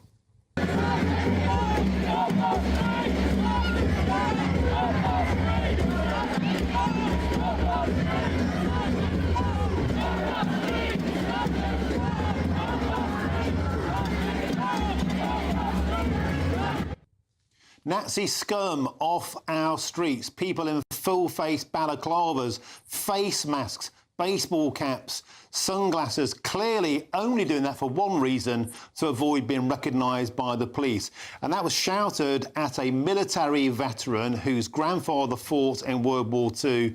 Calling a veteran a Nazi scum is specifically and deliberately about the most insulting thing you could possibly say. Will you condemn that kind of activity? I condemn anything that encourages and incites violence, whether it's from the far right or whether it's from specifically the left, this. supporters. Don't bring the as far well. right into this. Specifically this. This is the far left screaming Nazi scum off our streets at military veterans in a military town. Context matters. Absolutely, Martin, and I do. Well, look, I condemn any kind of provocation, any kind of horrible comments, nasty comments. And you've mentioned, obviously, it's a military town, and absolutely, the people that fought in the wars basically defended democracy, and obviously that includes our right to protest as well.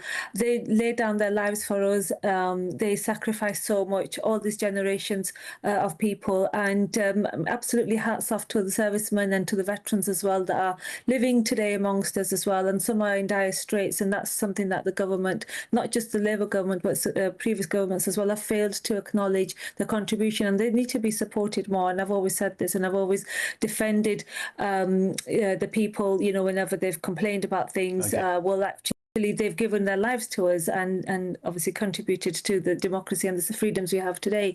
But going back to these protests, that's one protester. I couldn't really hear what they were saying, but if they were genuinely Nazi shouting, scum off our streets over and over is what I'm saying. Absolutely wrong to say that, but again, we have to look at the context of it. People, we've seen in the last year and a half protests across England, across the UK.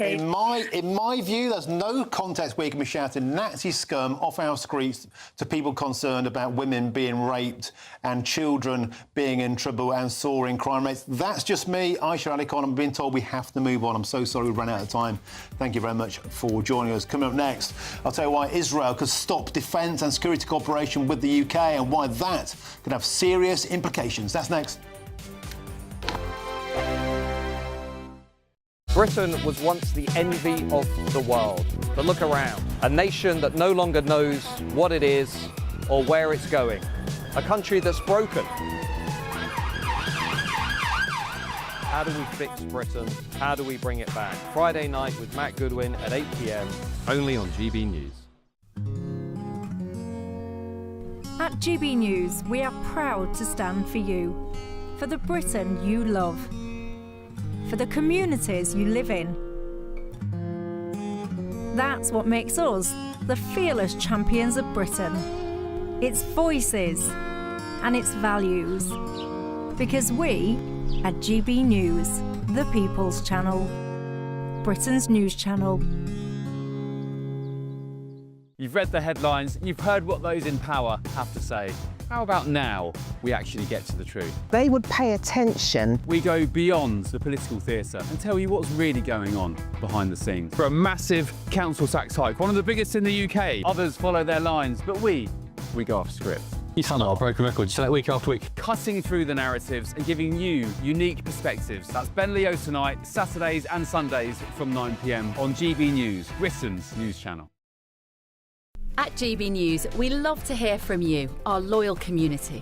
So drop us a line at gbnews.com/your say. There you can talk to each other and also to the presenters live on air. gbnews.com/your say, because GB News is your channel, Britain's news channel. Hi, I'm Michelle Dewberry, and my show is your opportunity to cut through all the noise and dive in headfirst to some robust debates. Ideas clash. Situation, no, isn't it? No, because the failure is you're deliberately avoiding my point. Nothing's held back. And if you think this is the end of it, wait for more. And we do not shy away from the difficult stuff. Sometimes I want to shake people and say, if only you understood. So join me on Jubes & Co weeknights at 6 p.m. only on GB News, Britain's news channel. Join me, Nana Akwe, for an informative, interactive news programme with a difference. It's fun. No, he didn't say that, Dave. I'm so surprised. I think there's an element of truth to that. Join me from 3 p.m. every weekend, only on GB News, Britain's news channel. Good Afternoon Britain isn't just about us. The wonderful thing about this programme is it's about everyone watching. It's an interactive programme. Well, there absolutely is something to see here, and we're going to be talking about it more. Whether it's breaking royal news, please bring us up to date, or indeed a particularly punchy speech in the House of Commons. Very, very curious. We bring it to you live, and then we bring you live reaction as well. That's Good Afternoon Britain, weekdays from midday. Only on GB News, the People's Channel, Britain's news channel.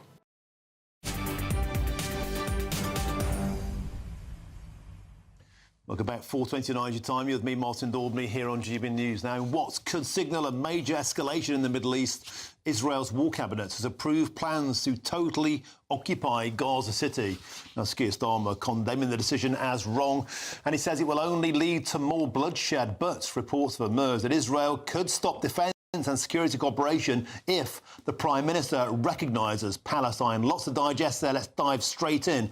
I'm joined now by the Research Fellow at the Henry Jackson Society, Andrew Fox, and of course a distinguished military veteran yourself, Andrew, and always a pleasure to have your company. Do you think that really at this stage of the game Israel has no choice other to go in there and to try and totally obliterate Hamas? Well, there are a few options on the table. They could do things like hold the ground they've got and try and perhaps trade territory for hostages. There's a few things that could happen here. My biggest concern over this is the challenge of actually defeating Hamas. It's, as we saw in Afghanistan, it's much harder to stamp out an insurgency than just sending in missiles, bombs and ground troops. They have the ability to sort of blend away into their tunnels. They have the ability to blend away amongst the population. And so even if Israel kills everyone they find with a rifle, all these people have to do is put down rifles, hide in the crowds, such as you see in front of you on the B-roll, and Hamas will get away. So they've set themselves a maximalist goal, incredibly difficult to achieve. I'm not convinced this is the right tactic. Andrew Fox, of course, the relatives of the hostages are also gravely concerned that an escalation of the ground war could have terrible consequences for those who are potentially still alive. I wanted to ask you also, Andrew Fox, about the diplomatic fallout here. We're already seeing the special relationship fraying at the edges today. J.D. Vance saying to David Lammy they would not recognise the state of Palestine, and Israel themselves saying if Sir Keir Starmer continues down this route, there could be a cessation of the sharing of security information. That could have grave consequences for the United Kingdom. It could. Israel give us an awful lot of intelligence, particularly about Iranian operatives on British soil. And we know we've had attacks on various embassies foiled and Iranian operatives deported. So it would be a huge blow to our security services if Israel were to cut security sharing. But at this point, it's hard to blame them, in all honesty. Mr. Starmer and Mr. Lammy have blundered in the Middle East ever since taking over. They've done everything they can to burn our relationship with Israel. All, I suspect, to placate part of their voter base, which is particularly animated over Gaza. It really is not international statecraft. It's a sort of domestic concern dressed up in humanitarian concerns. Andrew Fox, could I quickly ask you, I saw a fascinating interview you gave about why the Gaza has been so raised and flattened, because you talked about how difficult it is to get rid of hidden explosives in room-to-room clearances, building-to-building clearances, and some of those areas are now so dangerous that perhaps the only route forward is to bomb them flat.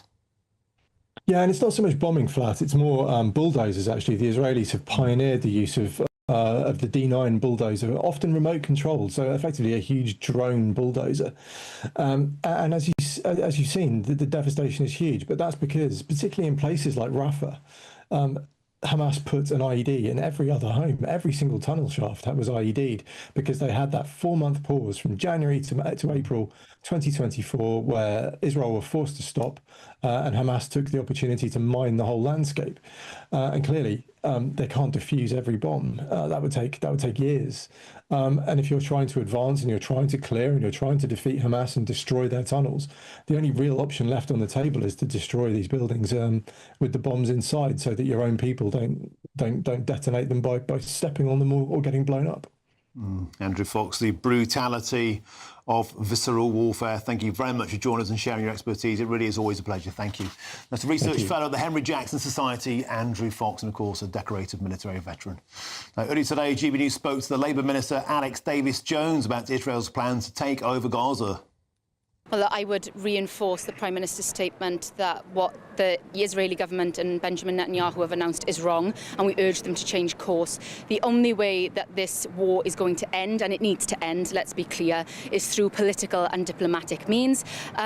There is no other way around this. We need to get aid into Gaza, we need the hostages to be released, and we need this to stop. We need that immediate ceasefire. We will, of course, work with our international partners and our allies around the world to ensure that we are making that statement very strong to the Israeli government, but we need this war to stop.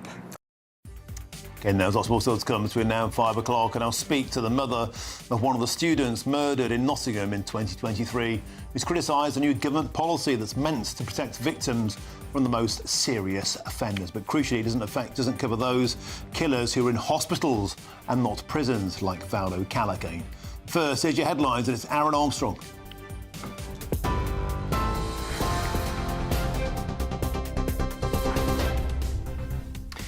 Good afternoon to you. Our headlines. A schoolboy who killed a fellow pupil in a knife attack has been found guilty of murder. Harvey Wilgoose was stabbed in the heart by another 15-year-old boy who brought a hunting knife to school. The Foreign Secretary says he's hugely concerned about Israel's decision to take control of Gaza City. David Lammy's been discussing the Middle East with the US Vice President at Chevening, his residence in Kent. JD Vance says the two countries disagree over Gaza, and the United States does not back a Palestinian state recognition. Meanwhile, Germany's announced it's halting all military exports to Israel as a result of Mr. Netanyahu's plan to expand operations. Sir Keir Starmer says the proposal will only bring more bloodshed and has urged the Israeli government to reconsider. The National Crime Agency has agreed to lead and continue an investigation into allegations of child sexual abuse by former South Yorkshire police officers in Rotherham. And a yellow heat health alert's been issued for much of England for the start of next week as a new wave of warm weather sweeps in. That's it for the moment. I'll be back with more at 5 o'clock. Take the GB News family with you on any device. As long as you have an internet connection, tune into GB News anywhere on the planet or beyond.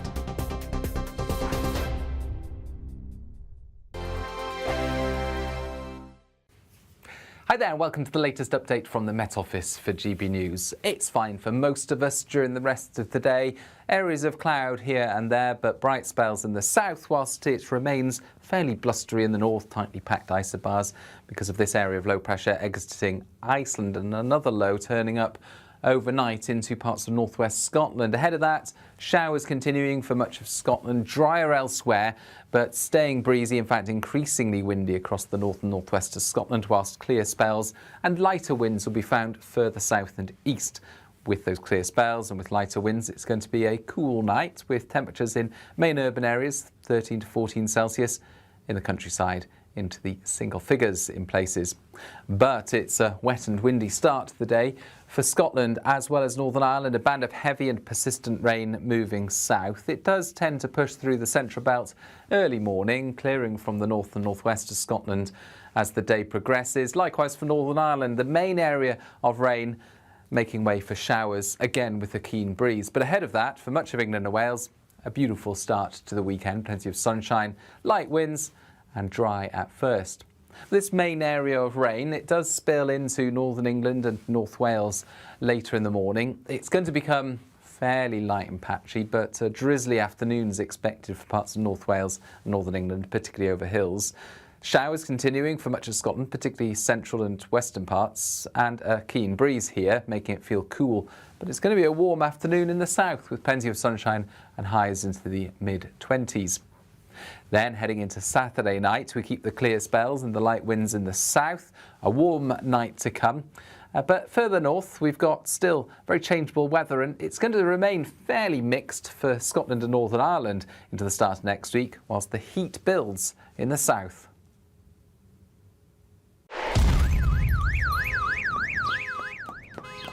Crash Law 24 sponsors GB News Traffic and Travel Report. Good afternoon. This is the latest AI travel news from GBnews.com. The A92 Tay Road Bridge is closed to double-decker vehicles due to high winds, with a speed limit of 30 miles per hour. Construction on the M4 westbound at junction 42 Earlswood has closed the road between the off-slip and on-slip. In Gateshead, a traffic incident on the A1 northbound has closed 2 lanes. The M6 northbound in Cheshire East is congested, adding 15 minutes to journeys.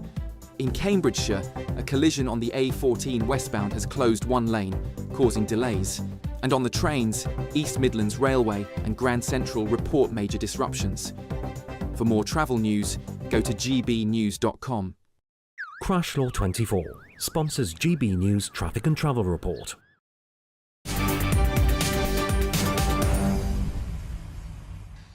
Welcome back. Time is 4:39. You with me, Martin Daubney, here on GB News. Now, a murder of one of the people murdered in the Nottingham stabbing attacks has blasted. Well, she's branded a huge oversight in a new government policy.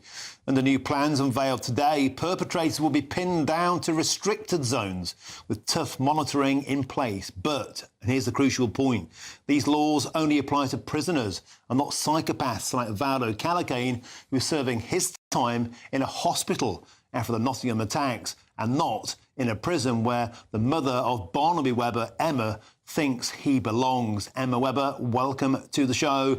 It's always a pleasure to have your company. Emma, and once again, you're tirelessly making sure you push on to get full justice, and once again, you feel like today you've been let down. Yeah, hi again, Martin. Sort of regular contributor, aren't I, at the moment? Yeah, I mean, I'm speaking on behalf of not just ourselves and our families in Nottingham. It's a much wider subject that we have to uncover and discuss here, and it's the huge disparity between the way victims are treated, but also offenders are released when the most serious crimes have been committed. You know, the most serious being homicide, murder in our case, and we are not getting listened to.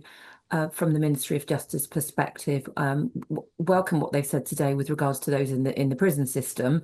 I think they could do more personally, but when it comes to our situation, it's very different and very troubling.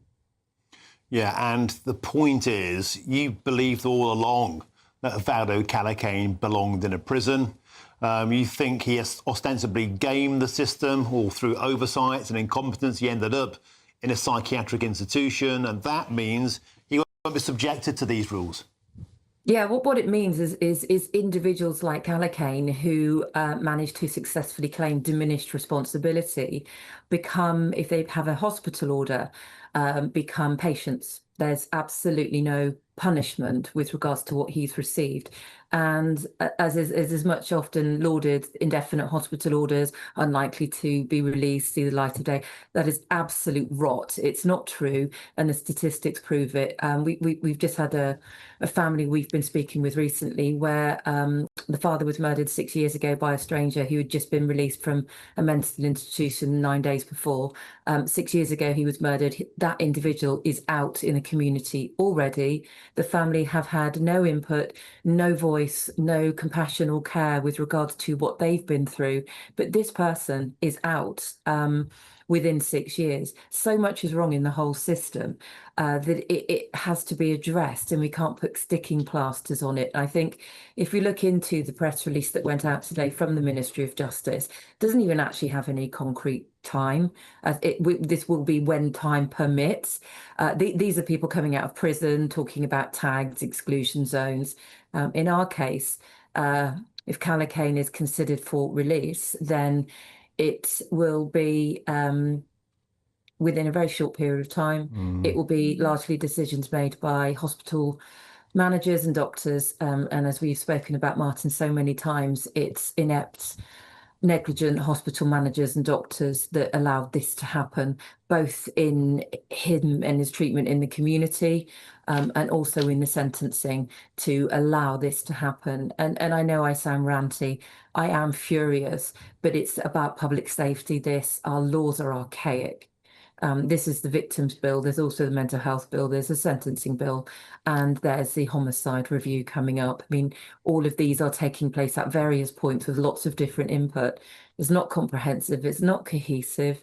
And we're making so much noise because I think if we don't, it'll be pushed through and then we've got nowhere to go. We might have an inquiry coming up in February, but this bill, it may be too late if we don't shout now. And the last thing I want to do is be shouting again, but it appears we have to. I have to. Well, Emma Webber, of course, you've always got an open door to talk about this on my show on GB News. It's been an absolute pleasure and a privilege to support you and your wonderful family. Truly has. But I wanted to point one other thing out, which I think a great deal of many people won't be even able to comprehend. And that is people like Vado Calacane, they can still receive benefits when they're inside hospital. It's absolutely mind-blowing to even comprehend that somebody who's taken 3 lives still gets state benefits, but that's the reality. Yeah, the reality of what that monster is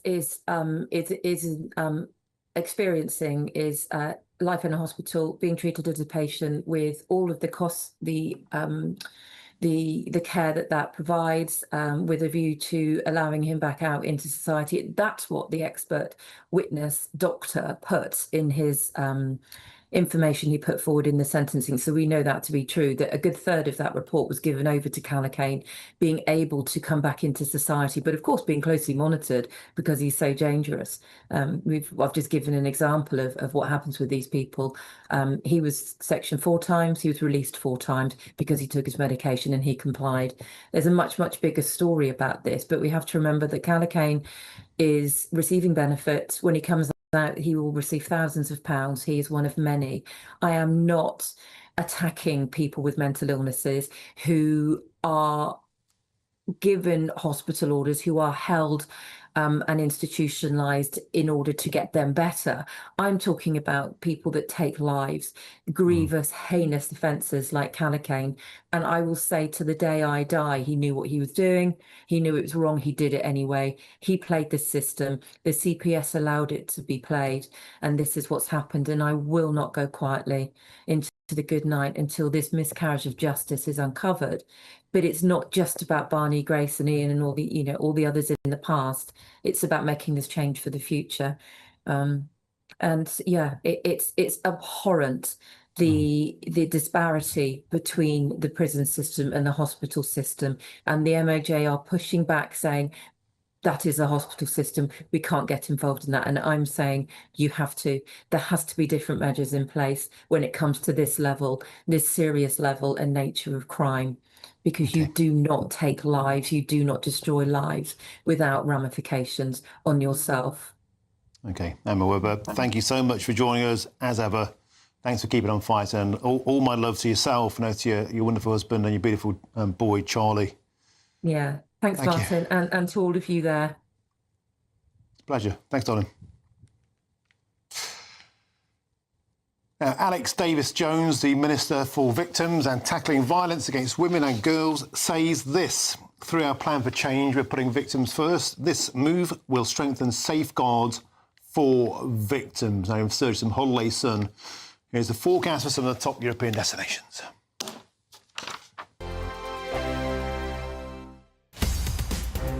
In the GB Newsroom, we bring you the news as it happens. With our team of dedicated journalists across the UK, we're ready to keep you up to date with what's happening every half an hour, every single day. Bulletins here on GB News, the People's Channel, Britain's news channel. Good afternoon, Britain. Weekdays from midday.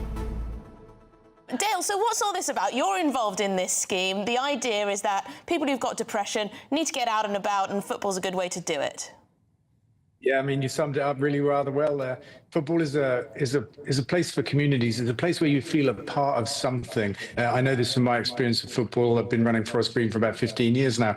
And chatting to our local GP, who happens to be also our MP, but we just had the idea, why don't we offer football on prescription? Because it'd be a lovely thing to do. Football is a great place to come and meet other people and be a part of something. And it could really help people that are feeling isolated and lonely and other aspects of mental health. So I'm really happy to be taking part part in this. And if it works here in Stroud, then we're hoping we'll roll it out nationally. And maybe even the NHS will embrace it as a national programme. That would be great. This is football clubs that have signed up to voluntarily offer seats to be a part of this programme. Yeah, and right now it's one football club, Forest Green Rovers, but I hope that football clubs up and down the country and up and down the leagues of football as well, because it doesn't have to be a Premier Championship club. You know, there are lots of great leagues in our country and local clubs for people to go and take part with. So yeah, it's not being paid for by the NHS. It's being paid for currently by Forest Green Rovers. You're a businessman, though. Surely you must see some, some dollar signs on this one. Sell the tickets to the NHS.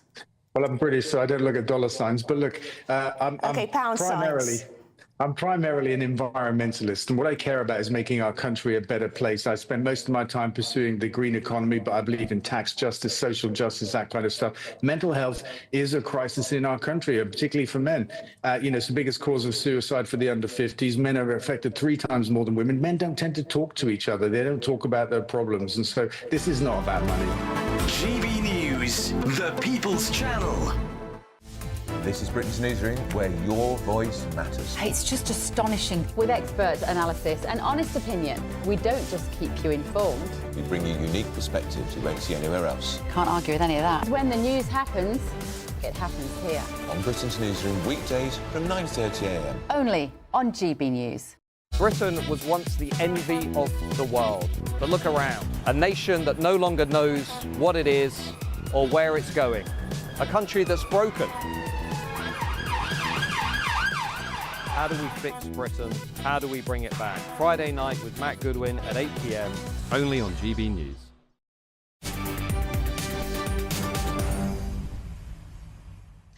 Welcome back. It's 10 to 5 with me, Martin Daubney, here on GB News. Now, row, row, row your boats gently down the stream, unless, that is, you're in Great Yarmouth, because the town's MP, Rupert Lowe, has been left red-faced after mistaking a group of charity rowers for a boat full of illegal immigrants. Well, Mr Lowe has since acknowledged he made a big mistake and has promised to donate £1,000 to the rowers' charity as a well done to the crew. Well, let's join one of those crew members now. Let's go live to Norfolk and speak to one of the rowers in question, Matthew Parker. Matthew, you seem to be either on your boat at waterside there. Thanks for joining us on the show, bobbing on the brine. How did it feel to be accused of being an illegal immigrant? I'm not sure we actually felt like we'd been accused of anything, to be honest with you. We spoke to the Coast Guard twice. The first time they contacted us was asking us if we'd seen an orange dinghy that was in trouble, bobbing about, I think was the expression. And then we worked out with the Coast Guard, because the front end of our boat is it's a beautiful piece of artwork that's been done to help us support the charity side of what we're doing, is orange. Put 2 and 2 together and figured that from a mile out that might be what it looked like. And at the time we hadn't really worked out what was going on. We had a visit from a drone, which was a bit odd, given that's not happened. We've been out here for 2 weeks. We haven't had a drone anywhere near us that followed us for 5 minutes. And again, we assume it's somebody that's just interested in what we're doing. And then, everything happened at once. We saw Rupert's Instagram post. We got another call from the Coast Guard that started asking us questions about our intention, where we'd come from, where we were going, where we planning on going onto land, and asking questions about what we're doing, which we sort of thought, that's a bit odd, and then started to work out what had happened, that somebody somewhere had seen the fact that there's this boat travelling up the coast and put 2 and 2 together and made 716. So Matthew Parker, just to interject, so you're not illegal immigrants. You're doing a charity row. It's Row for MND in support of motor neuron disease. You're actually rowing from Land's End to John O'Groats to raise money. Rupert Lowe has chipped in £1,000. How can people chuck in a few quid to help you? Okay, so Row for MND is the website, so rowformnd.com. There's the the first page on there, there's a picture of Rob Burrow. Underneath that, it says, help be part of the cure. Click on that link.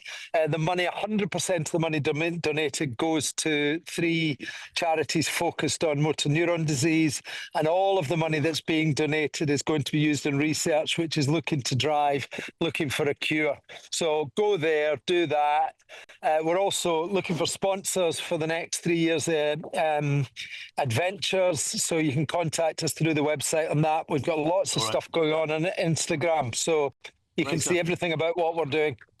Thank you. We have to leave it there. Run out of time. Thanks for taking time, and on you go. Very, very good. Row, row, row your boat gently across the brine. Thank you, Matthew Parker. Beautiful stuff. Now, still to come, we'll be crossing live across the country as protesters against asylum hotels gather. We'll be in Aldershot with Charlie Peters. This is GB News, Britain's news channel. But first, here is your weather.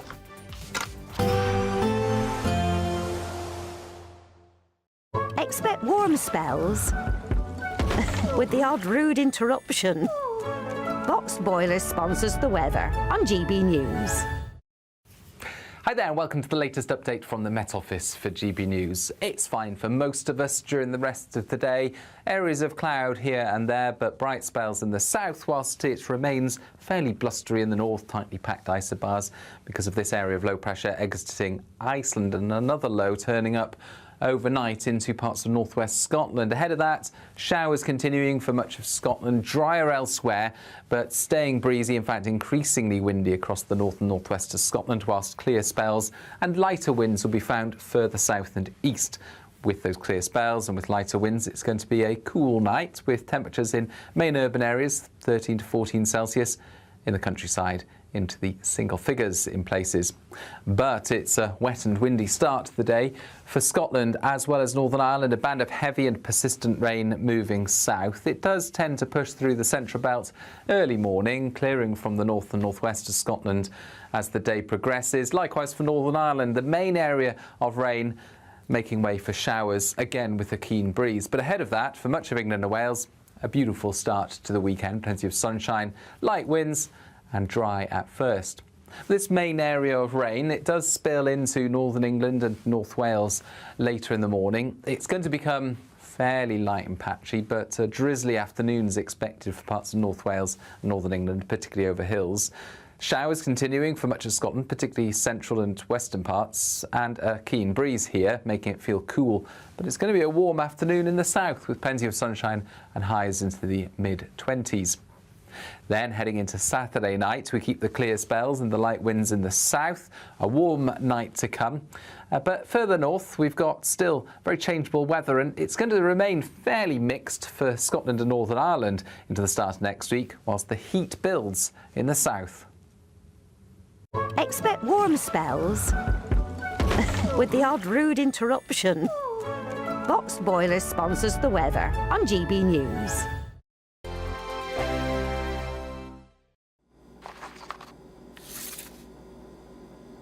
Crash Law 24 sponsors GB News Traffic and Travel Report.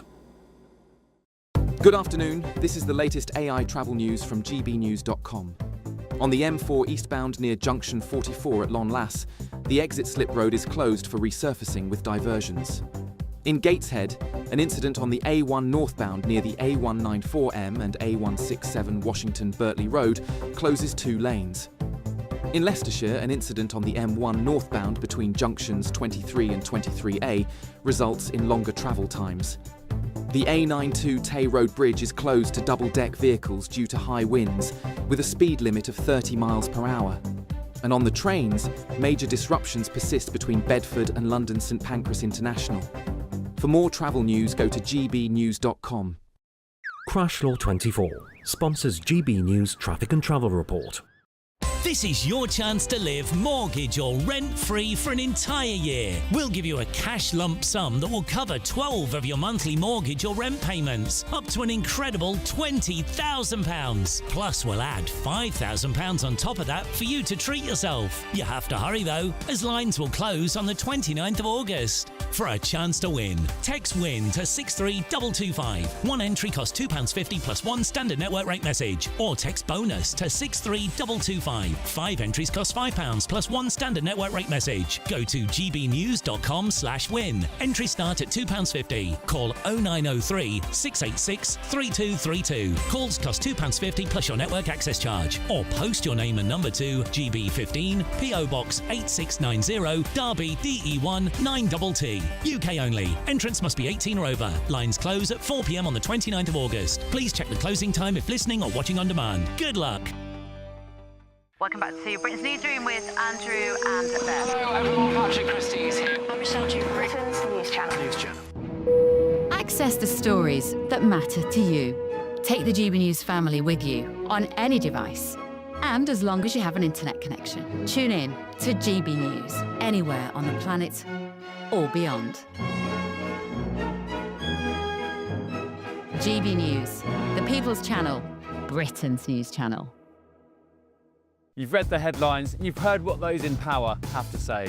How about now we actually get to the truth? They would pay attention. We go beyond the political theatre and tell you what's really going on behind the scenes. For a massive council tax hike, one of the biggest in the UK. Others follow their lines, but we go off script. You sound like a broken record, you say that week after week. Cutting through the narratives and giving you unique perspectives. That's Ben Leo tonight, Saturdays and Sundays from 9 p.m. on GB News, Britain's news channel.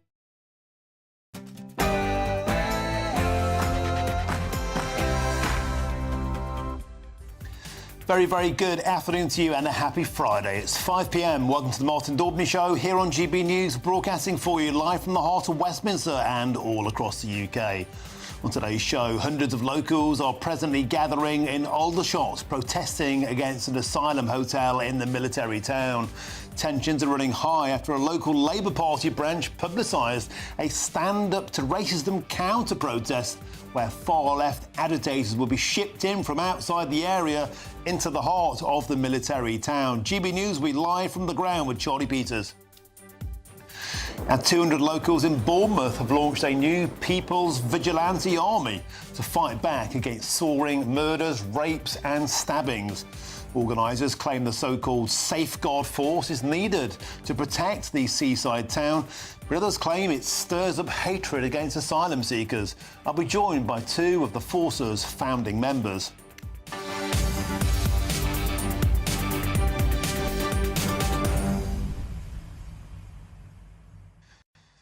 Welcome to the show. It's a pleasure to have your company. Protests breaking out across Britain now at asylum hotels, now gearing towards women's safety. Locals concerned about escalating crime, alleged sex attacks, rapes, stabbings and murders in those towns. One of those protests is Aldershot, which of course has been protesting for many months and in fact a couple of years against an asylum hotel there.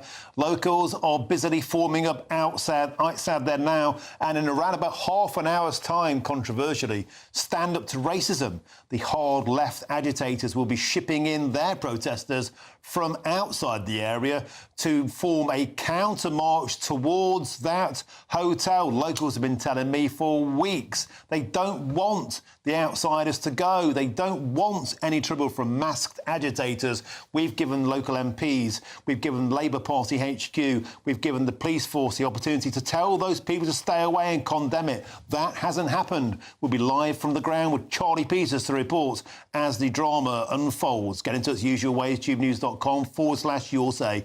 But now, with any further ado, here's your headlines, and it's Aaron Armstrong.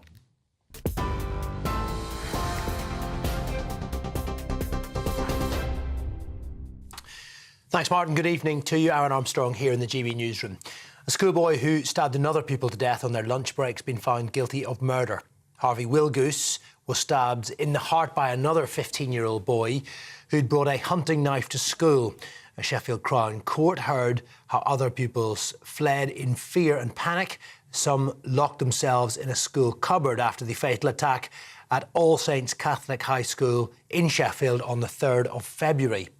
Well, the defendant, who cannot be named because of his age, admitted manslaughter but denied murder, saying he had snapped after a long period of bullying and has no memory of the incident.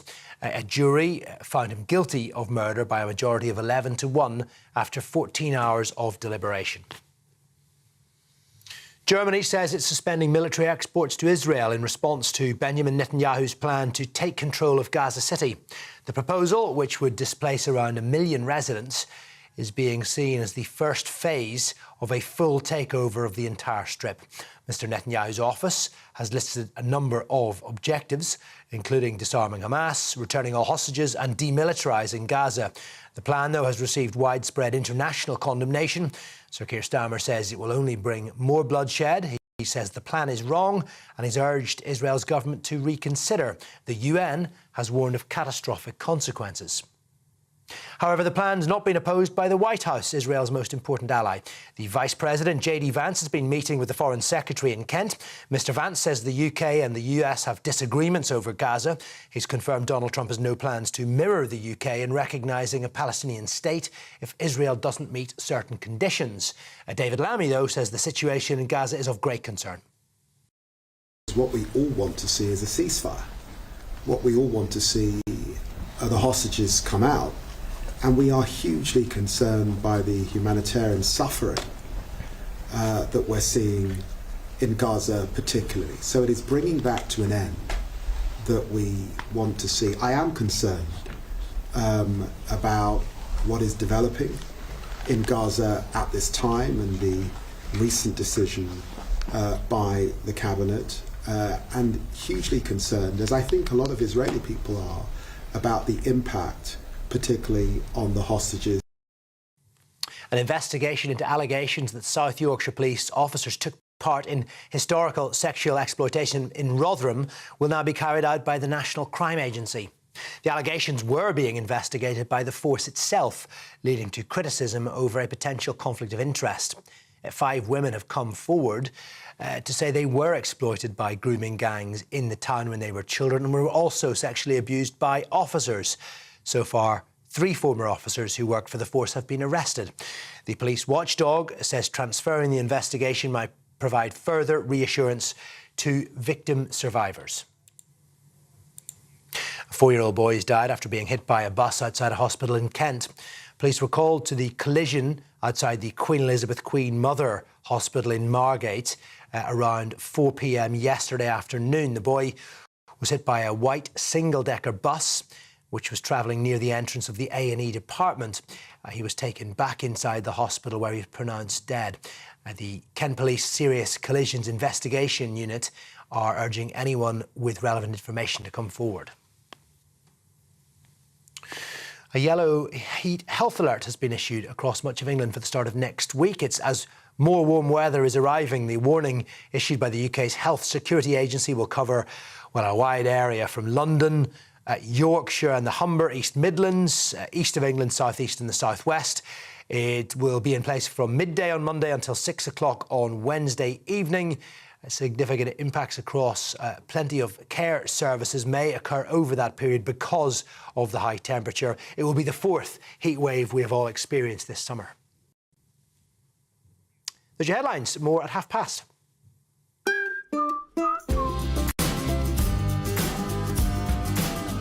My Claim Group sponsors the GB News Finance Report. And let's take a look at the markets. The pound buys you $1.34 and 1.15 euros. Gold will cost £2,525.54 per ounce. And the FTSE 100 has finished trading for the day at 9,095 points. My Claim Group sponsors the GB News Finance Report.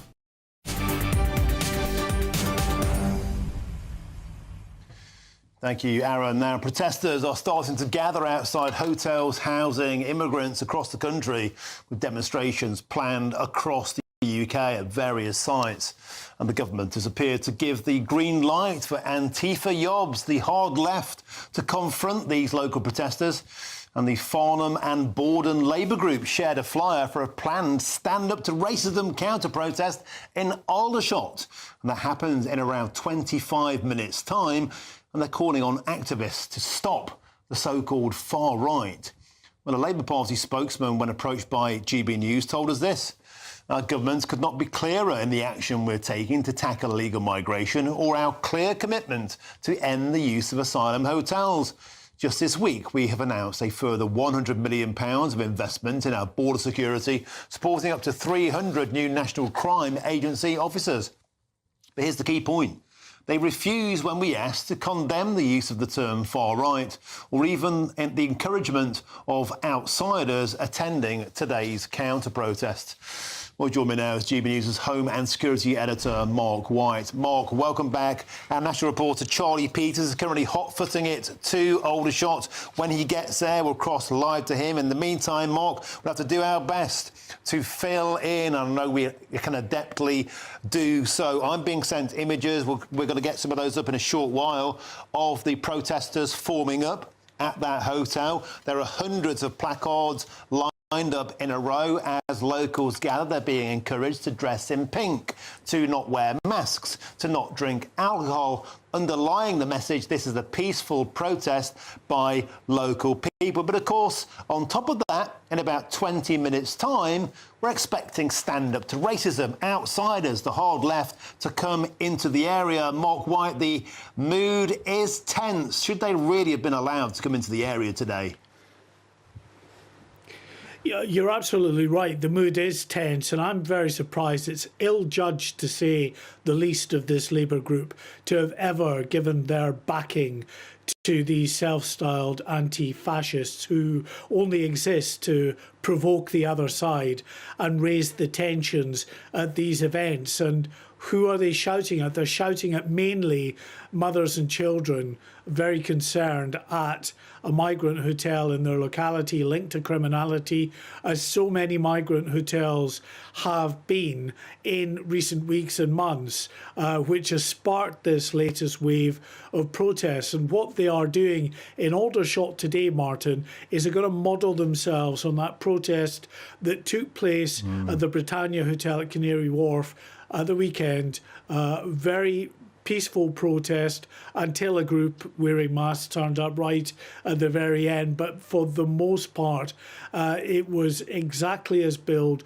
Those mothers and some other supporters turning up in pink, as we can see there from these images, making their concerns very plain about the use of this hotel in Canary Wharf as an overspill hotel by the government for these migrants. They will all be men. There won't be any women and children in these hotels. And as I say, right across the country, there have been multiple incidents, actually not even dozens, hundreds of incidents of criminality that are now linked to migrant hotels.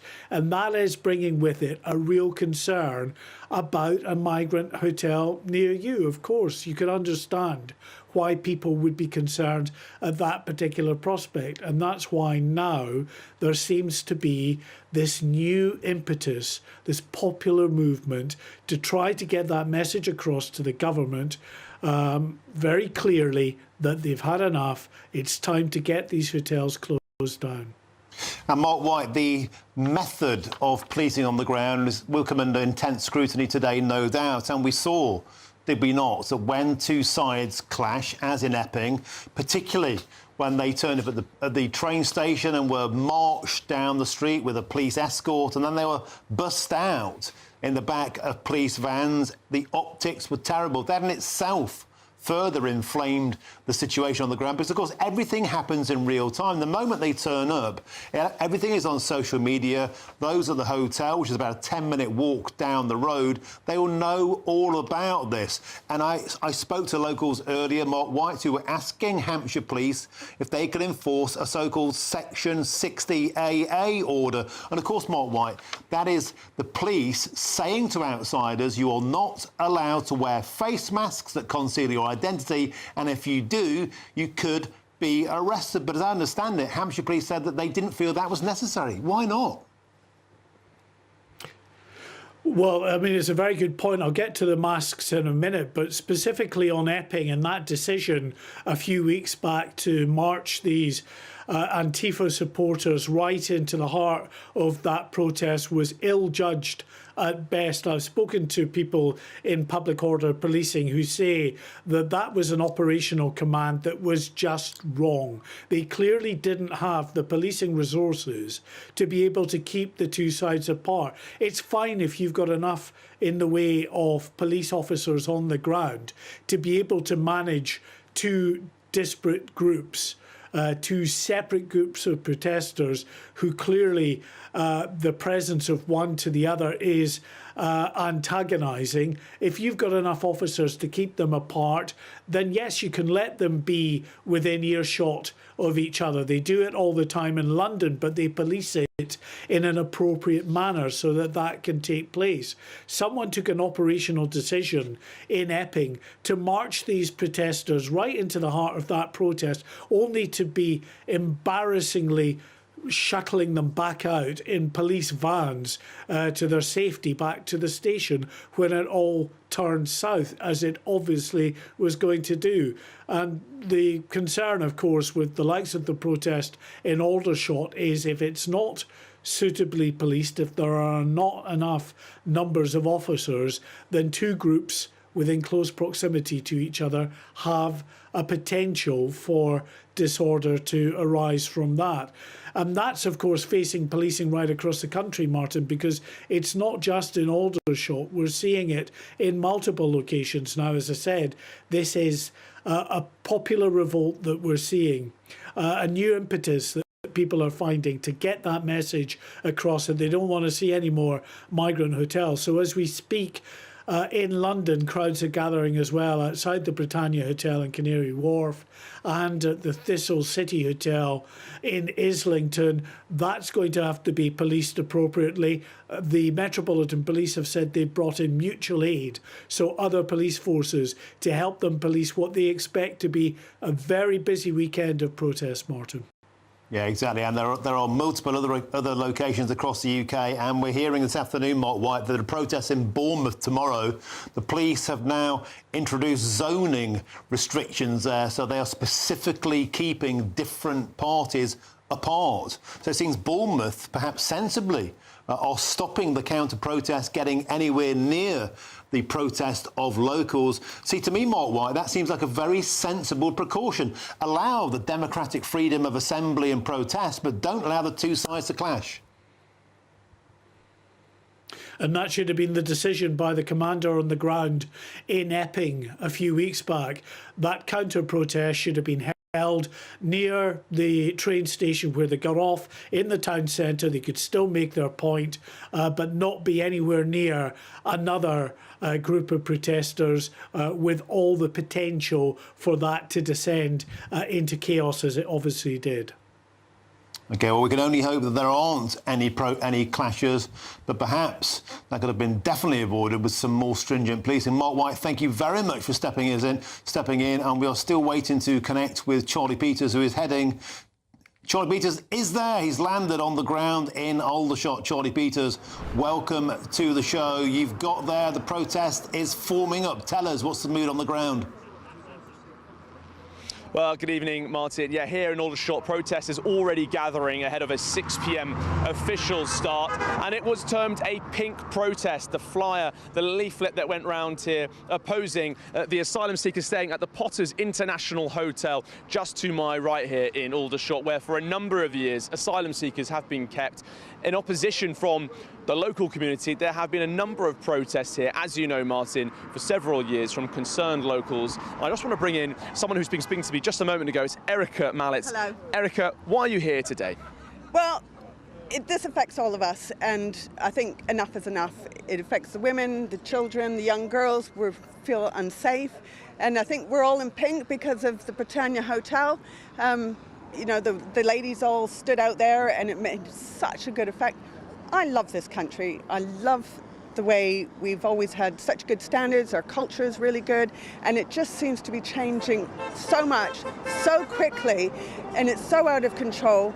The government's not standing up for us, and we're having to stand up for ourselves because nobody else seems to be doing that. And Erica, there's a counter-protest coming up. Just a moment ago, we drove up the road to see them there. A few dozen gathered, and they call themselves Stand Up to Racism. That's the leaflet that went around. Now, are the people here racist or far-right, have they said? We're not racist. I've been called racist. I've been called Nazi scum. I've been called far-right. But we're just concerned parents and citizens of this country. And it has become too much. You know, I don't know how they can stand up and protect these unknown males that are going around in our communities. I don't understand it. I just really don't understand it. And Erica, we revealed this morning that the local Labour Farnham and Borden group had actually shared that counter-protest leaflet on their Facebook page. Now, the Labour Party has told us that they could not be clearer about their actions on dealing with the small boats. Do you agree with that? They've made some very tiny effort in the last week, it feels, but this has been going on for years and years and years. The Rushmore People First have been here for a number of years, and I think people are really starting to wake up. They're really starting to feel it. Every day you're hearing just the most atrocious stories in the newspaper about what's happening to young children and women being followed. Worse, crime has gone up. I don't know where it's going to end. I don't know how we take control of it, and I don't know why the government just hasn't been listening for all this time. I really don't understand it. And Erica, with all these allegations have been going around, some active criminal cases now about concerns about actions of men staying in these Home Office approved hotels or HMOs. Yeah. Has that had an effect on your lifestyle? Have you and your families changed how they live around here, living near this hotel? We have, I think we have. We've got 2 girls, you know, we warn them about going out. They go up to London, they go to festivals, they're out and about, they travel on their own, and it's, just be very aware of where you are in your community. Never go alone, always be at least 2 of you, if not more. It's just this whole sense of insecurity that's going on, and it's not fair. It's not, we should be able to stand up and say we feel this is not right. And thanks to all these ladies and all the gents as well, that we're hopefully making a difference. It just feels like things are starting to change a little bit. And Erica, you do have that counter-protest marching towards you in about half an hour's time. Now, we've seen these counter-demonstrations at lots of other places around the country recently this year. Yeah. There have been some clashes, some violent clashes. And in Aldershot, we had an incident recently where the police had escorted some people who were masked. Yes. Does that make you nervous coming out today? When we were here not that many protests ago, and there was the Antifa lot with all their masks standing there, I said to the police, I feel concerned about this, I don't like it. And they said, well, you can go away then. You can move on, you don't have to be here. And it's like, well, hang on, why shouldn't I be here? Why should I feel unsafe in our own communities? And I think, there's probably a lot that on the other side, they're probably beginning to feel a lot of pressure. It's not too late for you to change your mind. You can. We all have done in politics, changed our ways. When you actually open your eyes and start to see what's going on, maybe they should. Maybe they should read more. No reason. Change your mind. Come over to us.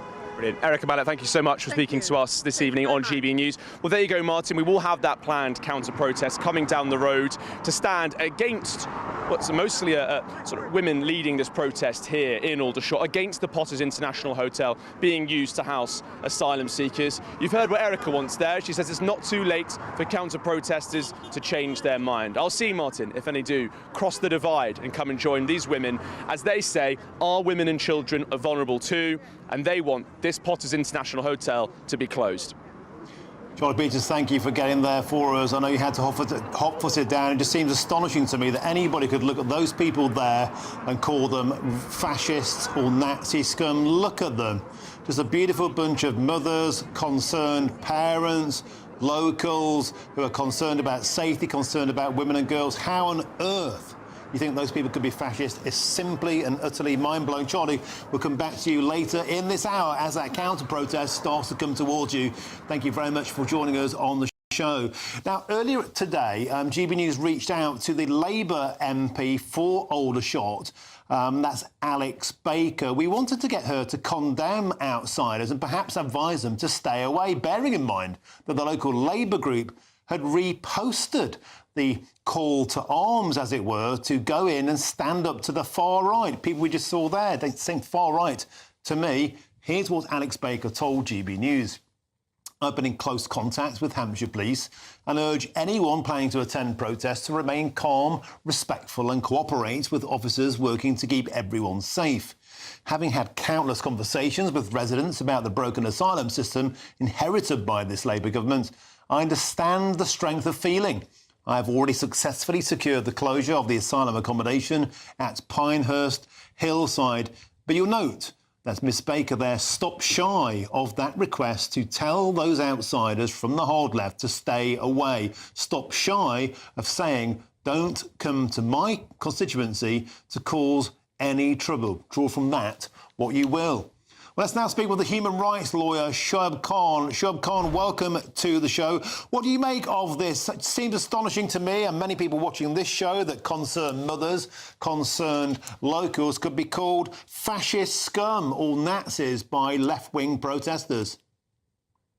Yeah, I mean, I guess it's just what happens in any protest, doesn't it? That obviously some people, a small group, a small number of people, or people particularly active, vocal ones, they take over and then everyone gets tarred with the same brush. And that's the thing. We have obviously seen hard right and far right groups protesting against this. And we know the few far right figures that we have in this country, those have been the ones, online, in the media, and in person at demonstrations leading the charge.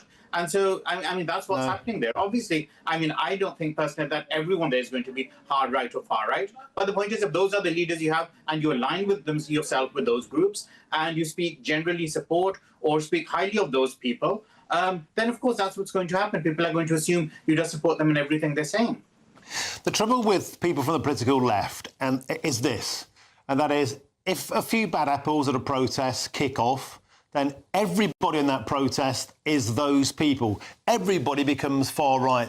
That never happens, for example, at a pro-Palestine protest. If a few people are there, a few morons support Hamas, which they do. If a few people on those Palestine protests support Hamas, the left just say, oh, it's a few bad apples. They in no way represent everybody there. That never happens the other way around. People like yourself would say this is the far-right protest. They're not far-right, they're just right. That never happens against the protests of the left and pro-Palestinian. We had the Home Secretary come out and call them marches of hate. She didn't say a few people there are hateful. And that was Home Secretary. The government's position was these are hateful people marching through the streets of London. So that was actually the establishment, the state, the government said that. So I don't know how you're saying no one, that's the whole point.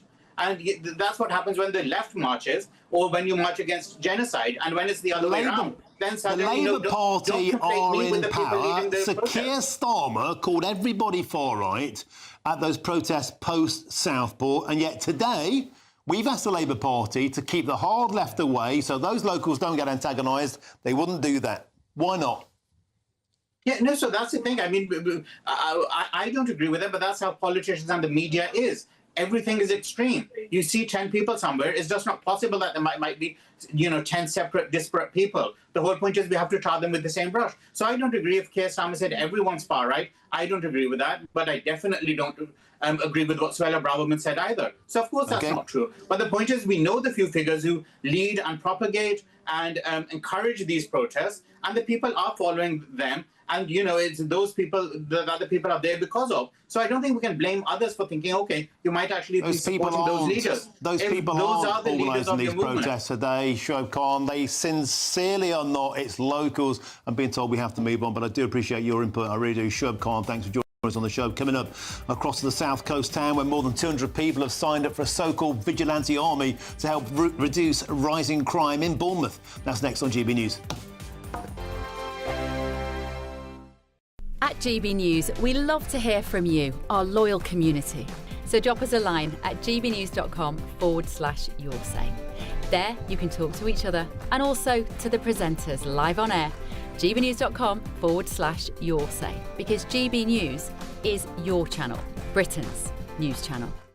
Hi, I'm Michelle Dewberry, and my show is your opportunity to cut through all the noise and dive in headfirst to some robust debates. Ideas clash. Situation, No, isn't it? no, Because the failure is you're the failure is deliberately avoiding my point. Nothing's held back, And if you think this is the end of it, wait for more. and we do not shy away from the difficult stuff. Sometimes I want to shake people and say, if only you understood. So join me on Dubes & Co weeknights at 6 p.m, only on GB News, Britain's news channel. Join me, Nana Akwe, for an informative, interactive news programme with a difference. It's fun. No, he didn't say that, Dave. I'm so surprised. I think there's an element of truth to that. Join me from 3 p.m. every weekend, only on GB News, Britain's news channel. Good Afternoon Britain isn't just about us. The wonderful thing about this programme is it's about everyone watching. It's an interactive programme. Well, there absolutely is something to see here, and we're going to be talking about it more. Whether it's breaking royal news, please bring us up to date, or indeed a particularly punchy speech in the House of Commons. Very, very curious. We bring it to you live, and then we bring you live reaction as well. That's Good Afternoon Britain, weekdays from midday. Only on GB News, the People's Channel, Britain's news channel. In the GB Newsroom, we bring you the news as it happens. With our team of dedicated journalists across the UK, we're ready to keep you up to date with what's happening every half an hour, every single day. Bulletins here on GB News, the People's Channel, Britain's news channel. Mornings don't have to be tiresome, especially if you have the right company. Wake up to news as it happens, opinion and debate, and of course, a little bit of entertainment too. Because when the kettle's on, we're on. That's Breakfast on GB News, a show worth waking up for. Every morning from 6 a.m. Only on the People's Channel, Britain's news channel. We'll spread the news, you spread the word. Exciting news. Every Friday, my Patrick Christie's Tonight Show is going to have a twist to it. We're welcoming some special guests. You. That's right, on Fridays I'm going to be doing my show in front of a live studio audience because this show is about you and what you have to say. It's going to be the same big debates, same big topics, same big opinions, but every Friday night at 9 p.m. you are invited to come on down to Patrick Christie's Tonight to be a part of the action. Only on GB News, the People's Channel, Britain's news channel.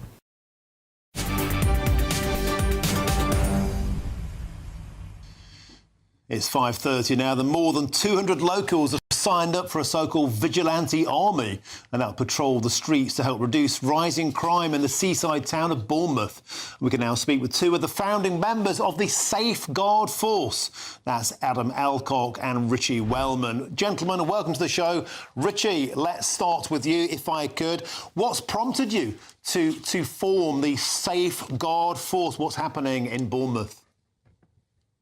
So essentially, we've decided to come together just to be a visual presence in the community, just to try and reaffirm safety and give some confidence back to the public that Bournemouth is a safe town and that people can go out on their own.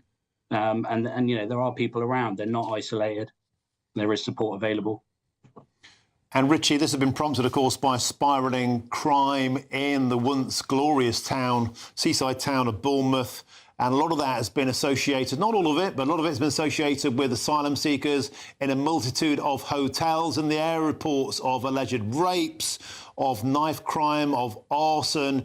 And the local authorities don't seem to be listening. So you're taking matters, as it were, into your own hands.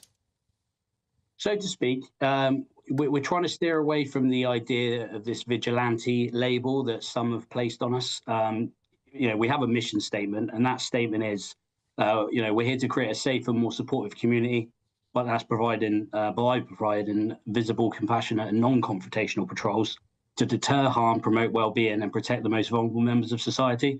So we're not looking to go out and act as vigilantes. We're there to be a presence to deter, observe and report and work alongside the police, not instead of them. OK, let's bring in Adam Alcock now. And Adam, it's important to work out that people are very carefully vetted. You're identifiable by vests. They have walkie-talkies. This is deliberately high profile so it can be seen as a street-level presence. Absolutely. It gives some reassurance to the community that in the vacuum of there being any sort of civil authority there, like the police, that you can immediately call upon someone, or you feel much safer because you'll see these people in the community walking around. If you've got a concern, you can go up to them. But more importantly, if you've got a social presence, that is a deterrence in itself to anyone who wants to carry out any crime or get up to no good. And that's the whole point. It's a proven model. You know, this has been done around the world for 30, 40 years in many countries with great success. You know, most famously in New York back in the 70s and 80s with the Guardian Angels. And, you know, it's a model that works, and it is something that sadly is required, you know, because of the lack of authority that we've currently got in our towns and cities in the UK. And Adam Alcock, of course, you'd expect there's been some pushback. The pro-immigration group Stand Up to Racism, the ones currently marching in Aldershot, they said that they feared this group would target asylum seekers and risks fostering division and fear. Yeah, I think all they are sound bites, really. They're pretty much just walking bots. If they've got a better suggestion, then how about they turn up and police the area themselves rather than causing all this division? You know, they're just paid members of Antifa, just antagonising everyone, whereas you've got, you know, schemes and organisations like this that are actually trying to do some good for society and make our community safer. We don't want division. We just want our towns and cities to be safer for our family, for our children, and for actually the businesses. Because if you've got a safer town, then people will come and visit here, they'll enjoy the town, they'll spend money, and everyone benefits. At the moment, we just don't have that. And Richie Wellman, in many senses, Bournemouth is typical of a Britain that's gone into a sad state of decline, a beautiful seaside town. Its hotels, once packed full of tourists, now packed full of asylum seekers. The town has gone on the slide, as it were. And you guys have decided to step in and do something about it. Tell us, you've got a fundraiser out there, I believe. People can get involved to put money towards you. Is that right? Yeah, we have an active GoFundMe page that is live on our social medias platforms. We are a not-for-profit organisation. All that is donated will be going to PPE, training for volunteers. We have ID badges for each volunteer with their own unique number, so everybody's accountable for their actions at all times. We've got a complaints procedure in place just on that. So, you know, if there are any concerns from the public, or you feel like any one of our volunteers has acted inappropriately, you can always raise a complaint. That can be done through our social media channels as well. But all donations, as I say, are purely for training, PPE. We are not for profit. And it's important to point out, gentlemen, of course, that the police are aware of you. The police, as I see, are welcoming this. They don't see this as an issue. And, you know, I think a great many people watching the show will commend you on your actions, because people around the country are simply feeling helpless. They feel that their own towns are spiralling down and something has to be done. Gentlemen, thank you for joining us. Best of luck. And please keep us brief, of course, as a protest in your town tomorrow as well there in Bournemouth. That was Adam Alcock and Richie Wellman, founding members of Safeguard Force. Now, plenty more to come, but first is your traffic and your travel update.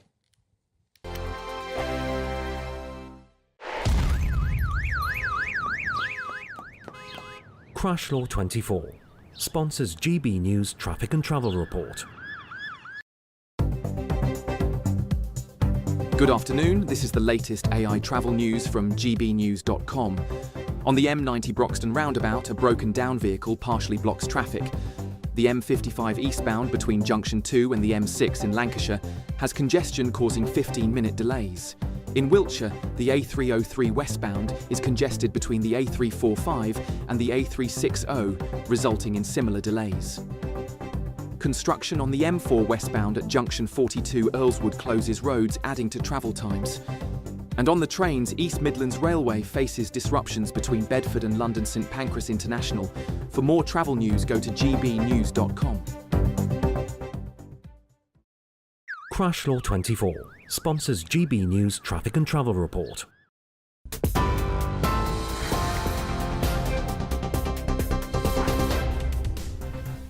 Welcome back to GB News. Let's get you up to date with the headlines. A schoolboy who killed a fellow pupil in a knife attack has been found guilty of murder.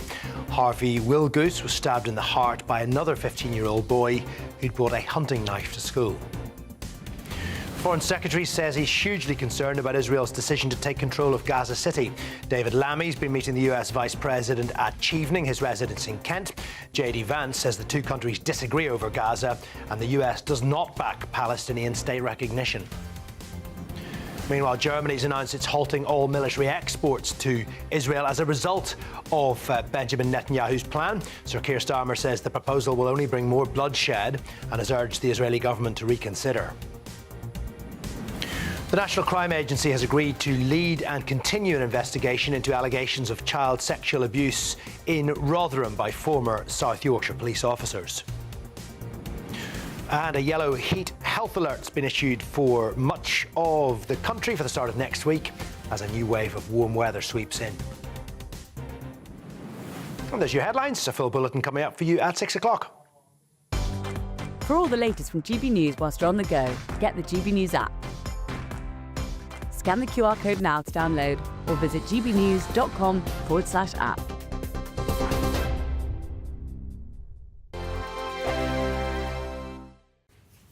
Hi there and welcome to the latest update from the Met Office for GB News. It's fine for most of us during the rest of the day.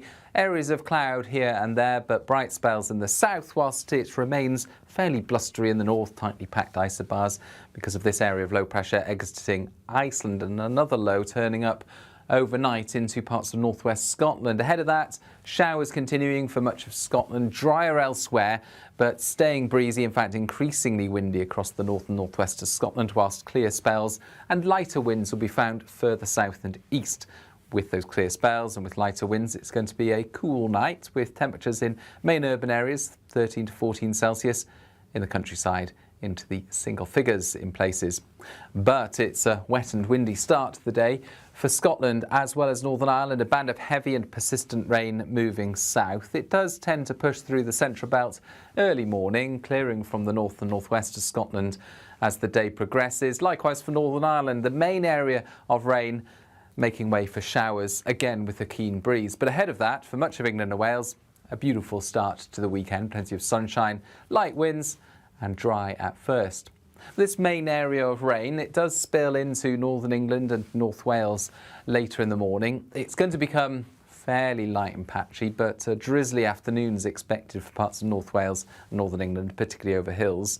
Showers continuing for much of Scotland, particularly central and western parts, and a keen breeze here, making it feel cool. But it's going to be a warm afternoon in the south with plenty of sunshine and highs into the mid-20s. Then heading into Saturday night, we keep the clear spells and the light winds in the south. A warm night to come. But further north, we've got still very changeable weather, and it's going to remain fairly mixed for Scotland and Northern Ireland into the start of next week, whilst the heat builds in the south. Westminster's full of talk, but out here, it's the real world. Am I allowed to talk now? No, that's it. This is where it matters, real people and real lives. That's what politics is all about. In fact, has Trump made a good start? No. Straight answers, no spin, and just a couple of pints. How many fingers have I got up? About 10. So join me for Lee Anderson's Real World every Friday at 7 p.m. only on GB News. The People's Channel, Britain's news channel. You want to know what's really going on in the corridors of power? Labour don't know what to do with you half the time, and that makes you quite lethal in the chamber. Get behind the headlines with Chopper's Political Podcast. Join me, Christopher Hope, as I sit down with the great and the good of British politics. We'll see where this ruling takes us. These are the stories shaping our nation. Chopper's Political Podcast, available now on all platforms. Listen in and stay ahead.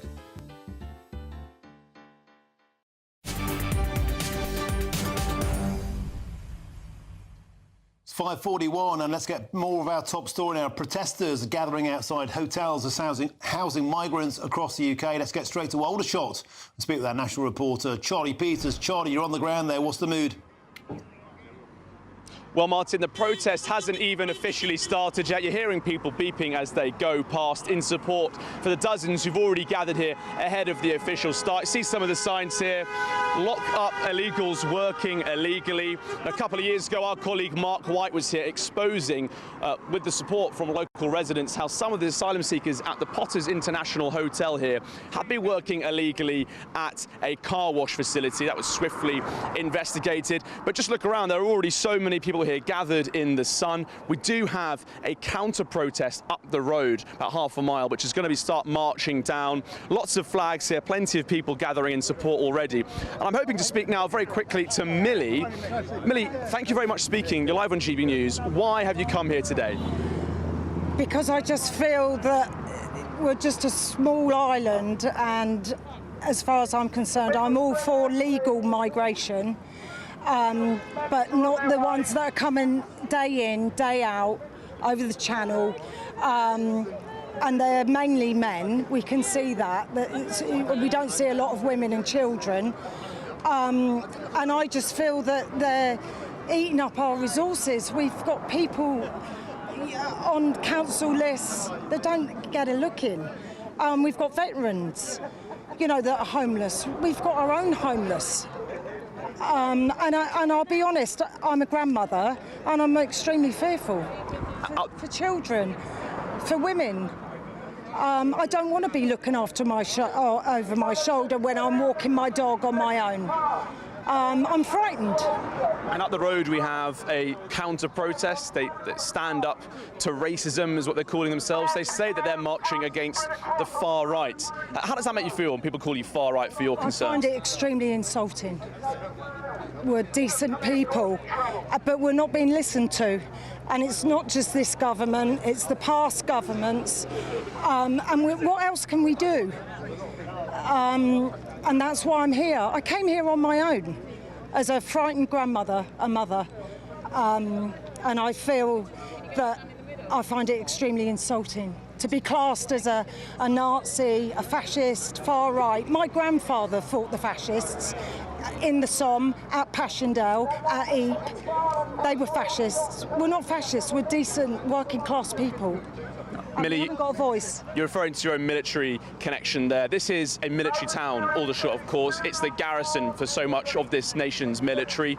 How do you feel then? What's your message that you want to give those counter-protesters who refer to all the people here as far right or fascists? To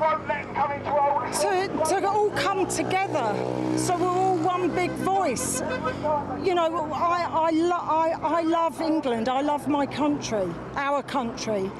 And we should all be one voice, because it's just, where does it end? Do you have confidence in this government's current approach to dealing with the small boats crisis? They say they want to smash the gangs and they've got this new agreement with France. Are you feeling the effects of that on the ground here in Aldershot? I don't feel that anybody's listening. No one's listening. And that's why I'm here. I mean, I'm shaking talking to you. I've never done anything like this before in my life, but I just feel no one's listening. Millie, we're listening, GB News is listening, but thank you so much for speaking to us this evening. There you have it, Martin. It's the first time she's come to a protest, and that's what we've seen so much of, hasn't it, around these protests right around the country. See the crowds now gathering in the middle of the road here, right across, awaiting those counter-protesters coming. Because, Martin, a lot of people here are concerned about the safeguarding risk that we've seen at so many other protests as well. It's led by women in this garrison town because they're concerned about the effects of that asylum seeker hotel on their local community. Thank you, Charlie Pearson. Please give that wonderful woman a hug on my behalf. Very, very emotional testimony there. Just ordinary people wanting to speak out for their community. Thank you, Charlie. Now, the Labour MP for Aldershot, Alex Baker, has told GB News this. Having had countless conversations with residents about the broken asylum system inherited by this Labour government, I understand the strength of feeling. I have already successfully secured the closure of the asylum accommodation at Pinehurst Hillside. We did give Alex Baker the opportunity to Stand Up to Racism to stay away from the area today, but she declined to do so. Now, next, we'll cross to another protest outside a migrant hotel, this time in Cheshire. We'll join Sophie Reaper. This is GB News, Britain's news channel. Britain was once the envy of the world. But look around. A nation that no longer knows what it is or where it's going. A country that's broken. How do we fix Britain? How do we bring it back? Friday night with Matt Goodwin at 8 p.m, only on GB News. At GB News, we love to hear from you, our loyal community. So drop us a line at gbnews.com/yoursay. There you can talk to each other and also to the presenters live on air. gbnews.com/yoursay, because GB News is your channel, Britain's news channel. Patrick Christie's Tonight, weekdays from 9 p.m. What on earth is going on at our university? So Professor Stephen Greer had worked for the University of Bristol for 36 years when his career was halted after a false accusation of Islamophobia. The issue arose when Greer taught about the Charlie Hebdo attacks during a human rights module, and a student who didn't actually attend the course complained. Well, I'm delighted now to be joined by Stephen Greer himself to explain what happened. Stephen, thank you very much. Tremendous to have you on the show. Can you just explain the circumstances that led up to you being accused of Islamophobia, please? Well, out of the blue, or almost out of the blue, I received a complaint about a module I'd been teaching on a human rights unit, entitled Islam, China and the Far East, for nearly 15 years without incident. Which included the increasing critical literature about human rights issues in Islam, China, and the Far East. And my principally, as I said, the principal complaint, it did include a complaint about Charlie Hebdo, but the principal complaint was about the fact that I had referred students to the authoritative academic literature. And the student who complained was the president of BRISOC, the University of Bristol Islamic Society, who was a medical student who'd not attended any of the course himself, and he claimed to be acting on behalf of anonymous students. And there were all kinds of other procedural irregularities in the complaint, but the university decided to entertain it anyway. Okay. And I was exonerated after a 5-month inquiry. Then the university said, well, they were publicly announced. They took the module off the syllabus. GB News, the People's Channel. Join me, Nana Akwe, for an informative, interactive news programme with a difference. It's fun. No, he didn't say that, Dave. I'm so surprised. I think there's an element of truth to that. Join me from 3 p.m. every weekend, only on GB News, Britain's news channel.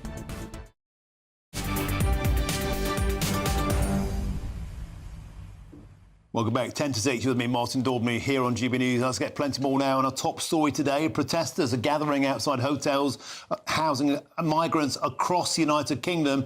Let's cross now to GB News reporter Sophie Reaper. She's live there in Altrincham. Sophie, what's the mood on the ground?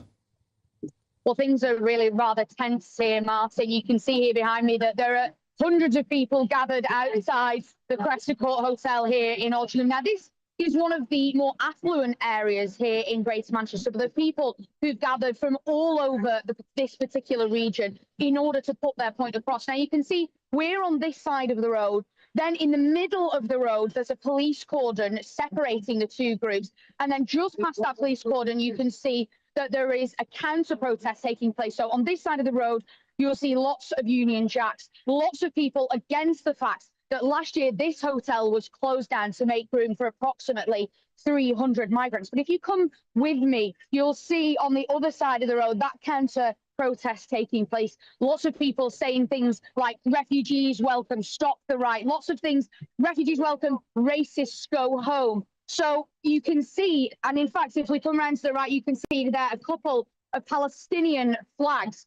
So as I say, the mood here on the ground is a tense one. Things are fraught between the two groups here, lots of chants both sides, and lots of police presence here in Altrincham, making sure that those two groups are kept separate, hopefully preventing anything from escalating any further than where we are now.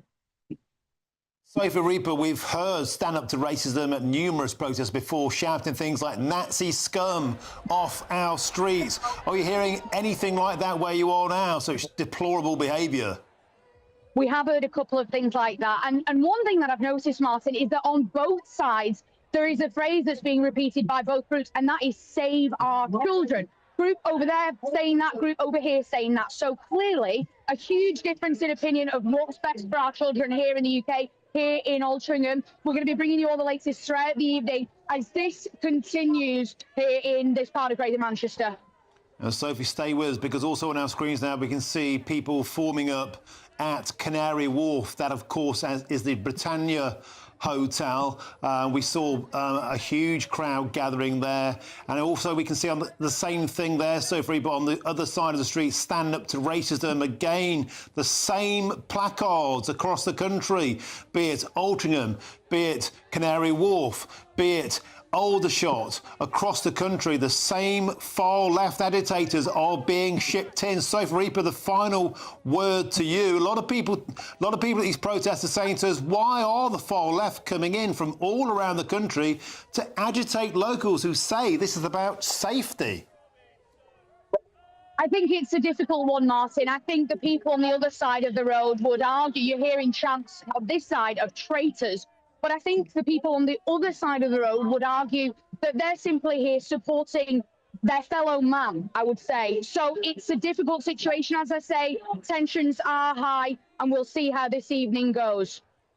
Okay, thank you very much there, Sophie Reed. And of course, we'll be crossing back to you, no doubt, in the next show, Jubes & Co. That's up next. Sophie Reed will come back to you there. Let's just stick on those pictures of Canary Wharf as we end tonight's show. You can see that was the scene of protests throughout last week. You can hear the tensions mounting on one side of the street there. We have people who are against this protest, against the hotel, beg your pardon. And on the other side, we have Stand Up to Racism, and they've been around saying Nazi scum off our streets. The coverage will continue of these protests in the next show, of course. Jubes & Co, the queen of prime time debate. That's up next. Jubes, what's on your menu? Fabulous show, as always, Martin. I don't know how these people have got the absolute audacity to travel into someone else's area and try and dictate to the mothers, the fathers, the concerned residents there that they have to suck up these hotels in their areas. I think it is honestly, I am almost speechless, but not quite. There is a lot to be said. We will be saying it. We'll be crossing to the protest, and we'll be looking at the other news of the day in a minute.